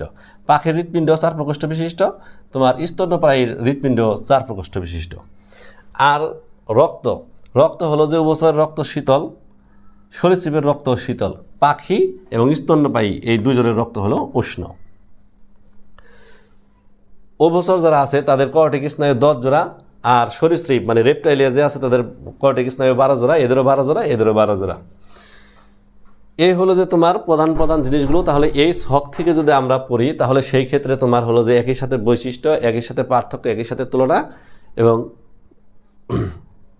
একই সাথে তোমার হলো যে কি আদি উন্নত নির্ণয় করা সম্ভব হবে। তাহলে এইভাবে করে আমাদের কিন্তু কোয়াড্রেটা পর্বের যে শ্রেণীগুলো আছে সেই শ্রেণীগুলোর বৈশিষ্ট্য আমাদের শেখা হয়ে গেল, উদাহরণ শেখা হয়ে গেল। তো উভচরের উদাহরণ কি? ব্যাঙ, তোমার বুফো মেলানোস্টিকটাস। সরীসৃপের উদাহরণ কি? ক্রোকোডিলা, কুমির। তারপর পাখির উদাহরণ কি? কুলুম্বা, তোমার কবুতর। স্তন্যপায়ী তুমি নিজেই হোমোসেপিয়ান্স, এরকম উদাহরণ শিখবা, বৈজ্ঞানিক নাম। এখন আসো যে আমরা কিছু প্রশ্ন করি যে সকল মেরুদণ্ডী কর্ডেট, সকল মেরুদণ্ডী কর্ডেট কিন্তু সকল কর্ডেট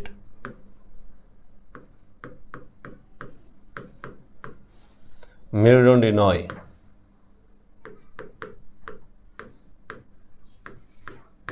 মেরুদণ্ডী নয়। তাহলে পৃথিবীতে যত মেরুদণ্ডী প্রাণী আছে সকল মেরুদণ্ডী প্রাণী কি? কর্ডেট, কিন্তু সকল কর্ডেট মেরুদণ্ডী নয়। এর কারণ আমি বলছি যে ভার্টিব্রাটা বা মেরুদণ্ডী হওয়ার যে শর্ত আর কর্ডেট হওয়ার যে শর্ত, কর্ডেট হওয়ার শর্ত হলো যে তোমার নোটোকর্ড, তারপর ফাঁপা স্নায়ুরজ্জু,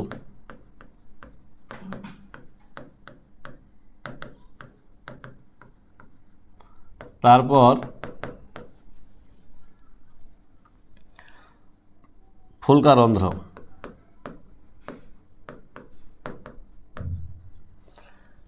এই তিনটা বৈশিষ্ট্য যদি কারো ভিতরে থাকে তাহলে সে হয় কর্ডেট।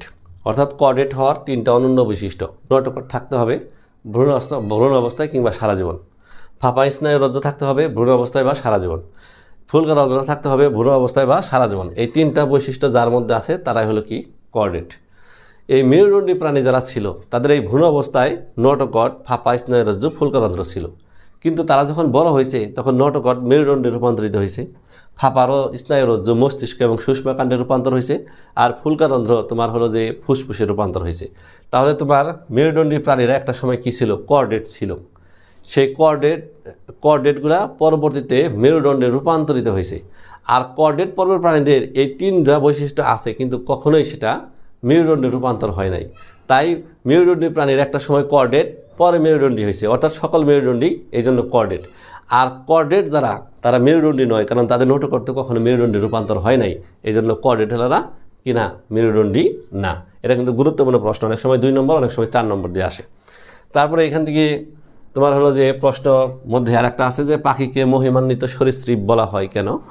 যে পাখি সরীসৃপ থেকে উৎপন্ন, বিজ্ঞানী হেক্সলে এই কথাটা বলছিল যে পাখিকে মহিমান্বিত সরীসৃপ বলা হয়। এটা বলার কারণ হলো যে পাখির অনেক বৈশিষ্ট্য সরীসৃপদের সাথে মিল সম্পন্ন। সরীসৃপ এবং পাখির মধ্যবর্তী একটা যুগসূত্রকারী প্রাণী আছে, এদেরকে আর্কিওপটেরিক্স বলে।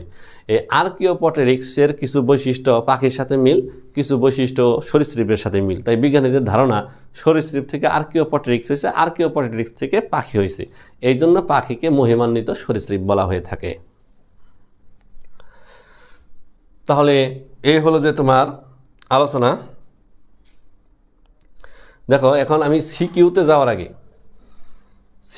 যাওয়ার আগে বলে নেই যে এই অধ্যায়ে তোমার সিকিউ কমন পড়ার জন্য বা ধরার জন্য তোমার কী কী সম্পর্কে ধারণা রাখলে তুমি সিকিউ ভালোই করতে পারবা।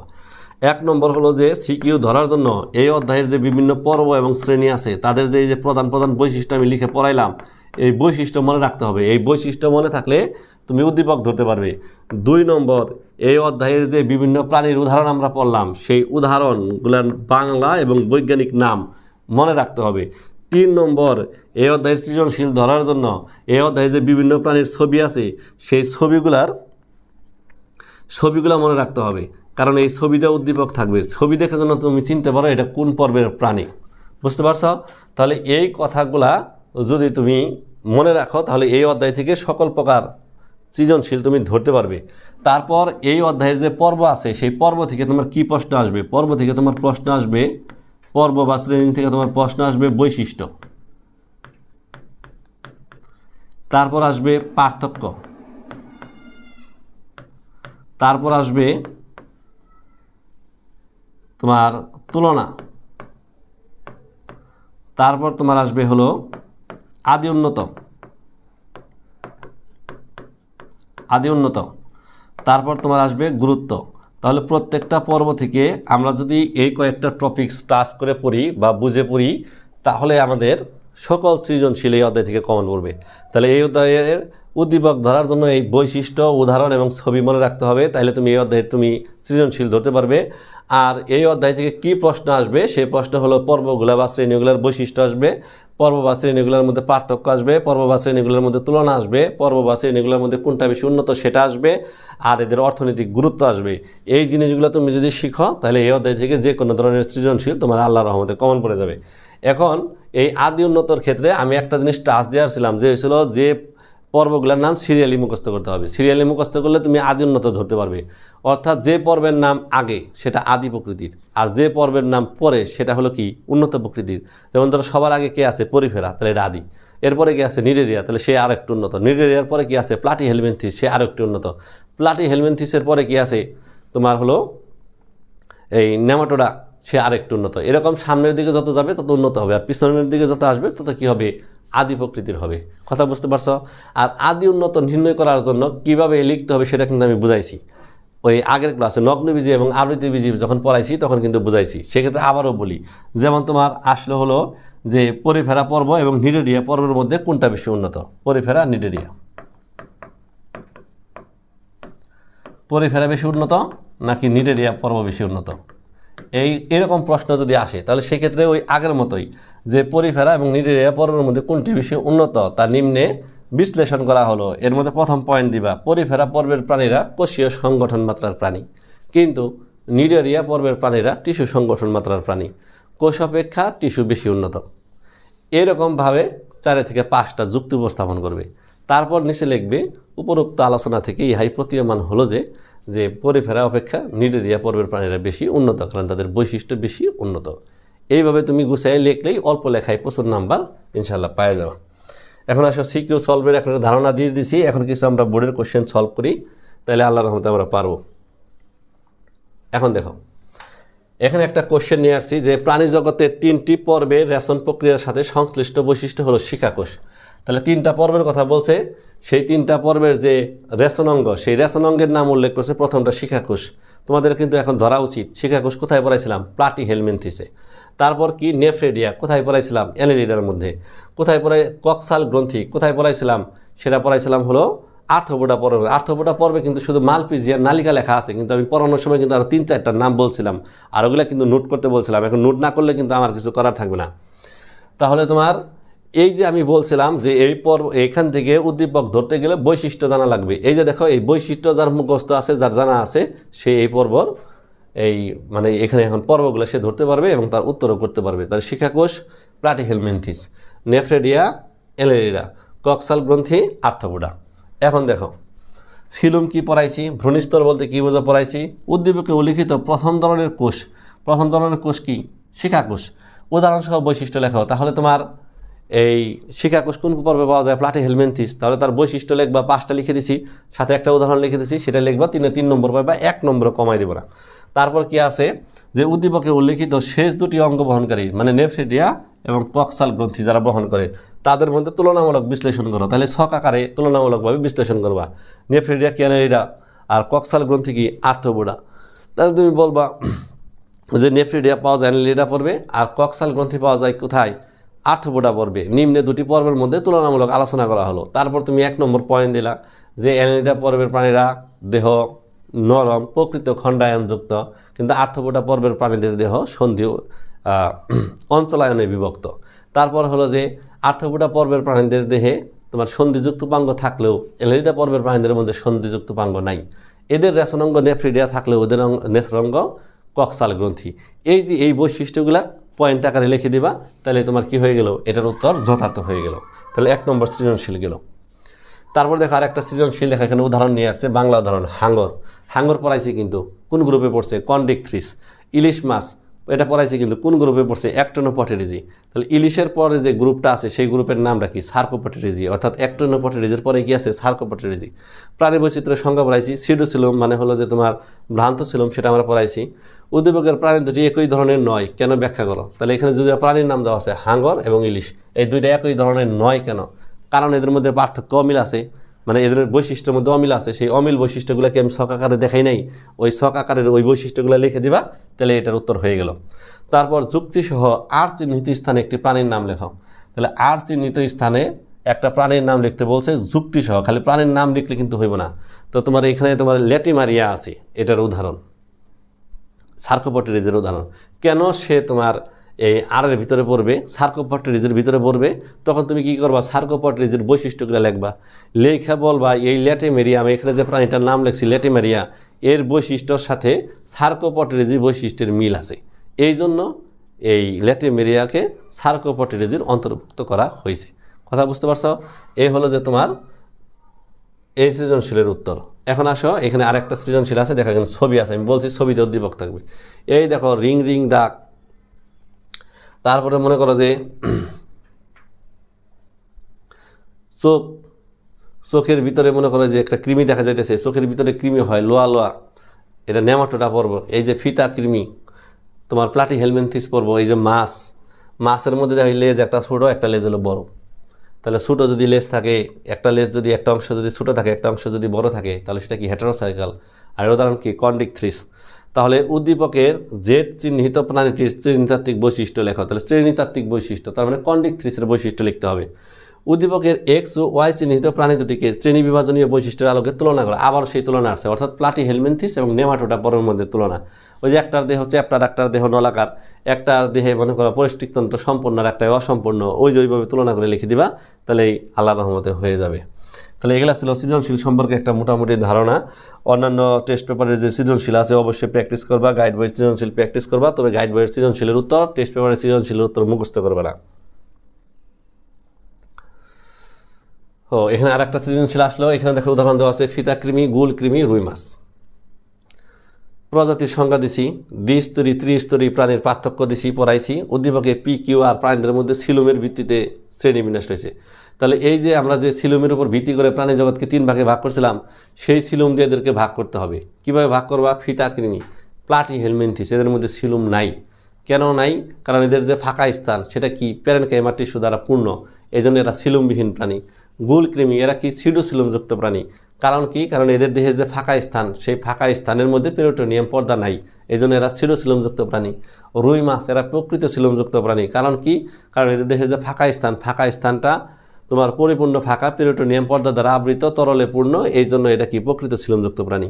তবে উদ্দীপকের আর প্রাণীটি রুই মাছ ও অপেক্ষা উন্নত, গুল এই যে ও অপেক্ষা উন্নত, এখানে ও তো হবে না, এটা কিউ হবে আর কি, কিউ অপেক্ষা উন্নত। কেন? তাহলে তোমার বৈশিষ্ট্যের সাথে মিলাই দিবা, যে যেমন ধরো গ্লুক্রমিতে নোটোকট নাই, কিন্তু রুই মাছের মধ্যে নোটোকট আছে।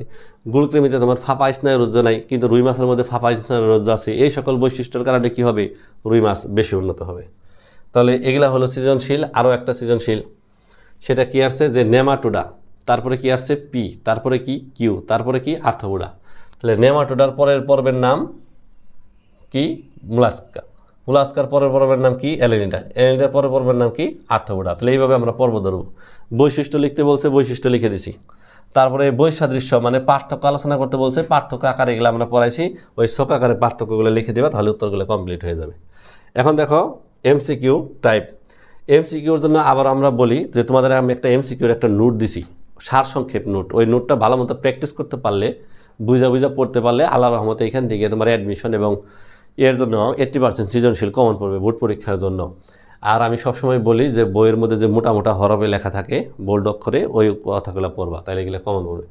তাহলে আর্থবোডা পরের প্রাণীদের প্রধান রেচনাঙ্গ কোনটি? ওইখানে কিন্তু অনেকগুলো রেচনাঙ্গ ছিল, তাই না? তোমার কক্সাল গ্রন্থি ছিল, সবুজ গ্রন্থি ছিল, তারপরে মালপিজিয়ান নালিকা ছিল। তো এগুলোর মধ্যে প্রধান ছিল কি, মালপিজিয়ান নালিকা। রক্ত সংবহনতন্ত্র ও শ্বসনতন্ত্র অনুপস্থিত।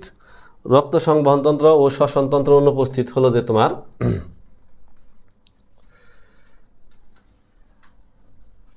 নেমাটোডা এবং প্লাটিহেলমিনথিস পর্বে, অর্থাৎ 1 এর 3 হবে।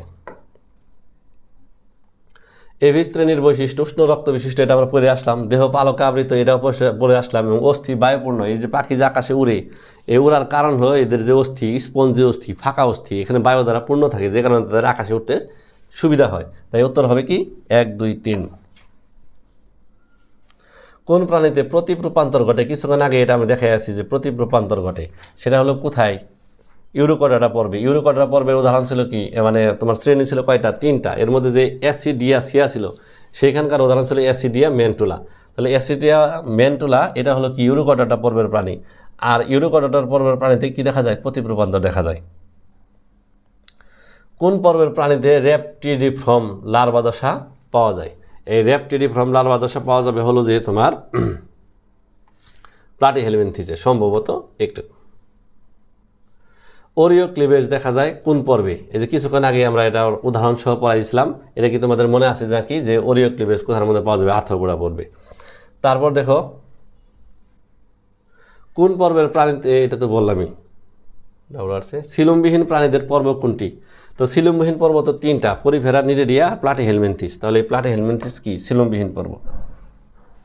কর্ডের প্রাণীদের ক্ষেত্রে এন্ডোস্টাইল কোন গ্রন্থিতে রূপান্তর হয়? কিছুক্ষণ আগে এটা আমি বলছিলাম, থাইরয়েড গ্রন্থিতে রূপান্তরিত হয়। নিচের কোন শ্রেণীর প্রাণীতে প্রতিপ্রূপান্তর দেখা যায়? এটা আমি কিছুক্ষণ আগেই বলছি, সেটা হলো কি অ্যাসিডিয়াসিয়া। এখানে তোমার কি হয়? প্রতিপ্রূপান্তর দেখা যায়, অর্থাৎ উন্নত বৈশিষ্ট্য হারিয়ে অনুন্নত বৈশিষ্ট্য ধারণ করে। কোন পর্বের প্রাণীতে অর্ধমুক্ত ধরনের রক্ত সংবহনতন্ত্র দেখা যায়? মোলাস্কা। আমি বলছি মুক্ত, বদ্ধ এবং অর্ধমুক্ত। তো মুক্ত পাওয়া যায় হলো যে তোমার আর্থ্রোপোডা পর্বের প্রাণীতে, আর অর্ধমুক্ত পাওয়া যায় মোলাস্কা পর্বের প্রাণীতে। তারপরে অ্যানিলিডা বলো, তারপরে হলো একাইনোডা বলো, তারপরে হলো যে কর্ডাটা বলো, এদের হলো বদ্ধ রক্ত সংবহনতন্ত্র। তারপর কোন পর্বের প্রাণীর দেহ প্রাচীরে অস্টিয়া নামক ছিদ্র থাকে? আমি কিন্তু বৈশিষ্ট্য পড়ানোর সময় পড়াইছিলাম যে অস্টিয়া নামক ছিদ্র কোথায় পাওয়া যাবে? পরিফেরা পর্বের মধ্যে পাওয়া যাবে। আর্থ্রোপোডা পর্বের প্রাণীদের বৈশিষ্ট্য হলো জীবনচক্রে টোকোফোর লার্ভা কি আর্থ্রোপোডা পর্বে পাওয়া যায়? এটা অ্যানিলিডা পর্বে পাওয়া যায়। তাহলে এই তথ্যটা ভুল। তারপর রক্ত সংবহনতন্ত্র বদ্ধ প্রকৃতির, এদেরকে কিছুক্ষণ আগেই বলছি আর্থ্রোপোডাতে মুক্ত, তার মানে বদ্ধ থাকবে আমাদের শরীরে। এই তথ্যটাও কি আছে? ভুল আছে। প্রধান রেচনাঙ্গ মালপিজিয়ান নালিকায়, এটা কিন্তু আমরা পড়ছিলাম, বৈশিষ্ট্যের মধ্যে লিখে দিয়েছিলাম। তাহলে এটা হবে কি সঠিক উত্তর। নিচের কোন প্রাণীতে প্লাকয়েড আইস পাওয়া যায়? কিছুক্ষণ আগে আমরা পড়াইছিলাম যে হয়েছিল কন্ডিকথ্রিস, এর উদাহরণ পড়ছিলাম স্ক্লেওডন মানে হাঙ্গর। এদের দেখে কি তা পাওয়া যায়? প্লাকয়েড আইস পাওয়া যায়। আর্থ্রোপোডা পর্বের প্রাণীদের প্রধান রেচনাঙ্গ কোনটি? সেটা আমি আগেই বলছি, মালপিজিয়ান নালিকা। ভল বক্সের ক্ষেত্রে কোন ধরনের প্রতিসাম্যতা দেখা যায়? আমি ছবি আঁকাই দিয়েছিলাম ভল বক্স, যে এর প্রাণীটার দেহ গোল, তার মানে কি এর মধ্যে গোলীয় প্রতিসাম্যতা দেখা যাবে। অ্যানিলিডার রেচনাঙ্গের নাম কি? এটা তো আমরা অনেকবার পড়ছি এবং বৈশিষ্ট্যের মধ্যে লেখা আছে, এর উত্তর হলো নেফ্রিডিয়া। পেরিহিমালতন্ত্র কোন পর্বের প্রাণীতে পাওয়া যায়? আমি পড়ানোর সময় বলে দিয়েছিলাম একাইনোডা মাল্টা। তারপর ল্যাটিমেরিয়া মাছের দেহে কোন ধরনের আইস পাওয়া যায়? ল্যাটিমেরিয়া কিন্তু তোমার কিছুক্ষণ আগে বললাম, এটা হলো সার্কোপটেরিজি, আর সার্কোপটেরিজিতে পাওয়া যায় হলো গ্যানিড আইস। কোন প্রাণীতে ওরিও ক্লিভেজ ঘটে? এটা কিছুক্ষণ আগে বলছি, যেহেতু আর্থ্রোপোডা পর্ব, তার মানে এটার উত্তর হবে ঘাসফড়িং। ঘাসফড়িং আর্থ্রোপোডা পর্বের প্রাণী। তো থ্যাংক ইউ, এই ছিল আমাদের আয়োজন। আর তোমরা তো এমসিকিউ দেখলে যে আমরা যে বৈশিষ্ট্যগুলো লিখে পড়াইলাম, ওই বৈশিষ্ট্যের বাইরে একটা পাইছো যে হয়েছিল যে এখানে এমসিকিউ আছে। তুমি বোর্ডের যে কোশ্চেনগুলো আছে এগুলো অ্যানালাইসিস করো, দেখবা যে বৈশিষ্ট্য আমরা পড়াইছি এর ভিতরে বেশিরভাগ এমসিকিউ। তো ধন্যবাদ, সুন্দর মতো লেখাপড়া করো, ভালো থাকো সবাই, সুস্থ থাকো।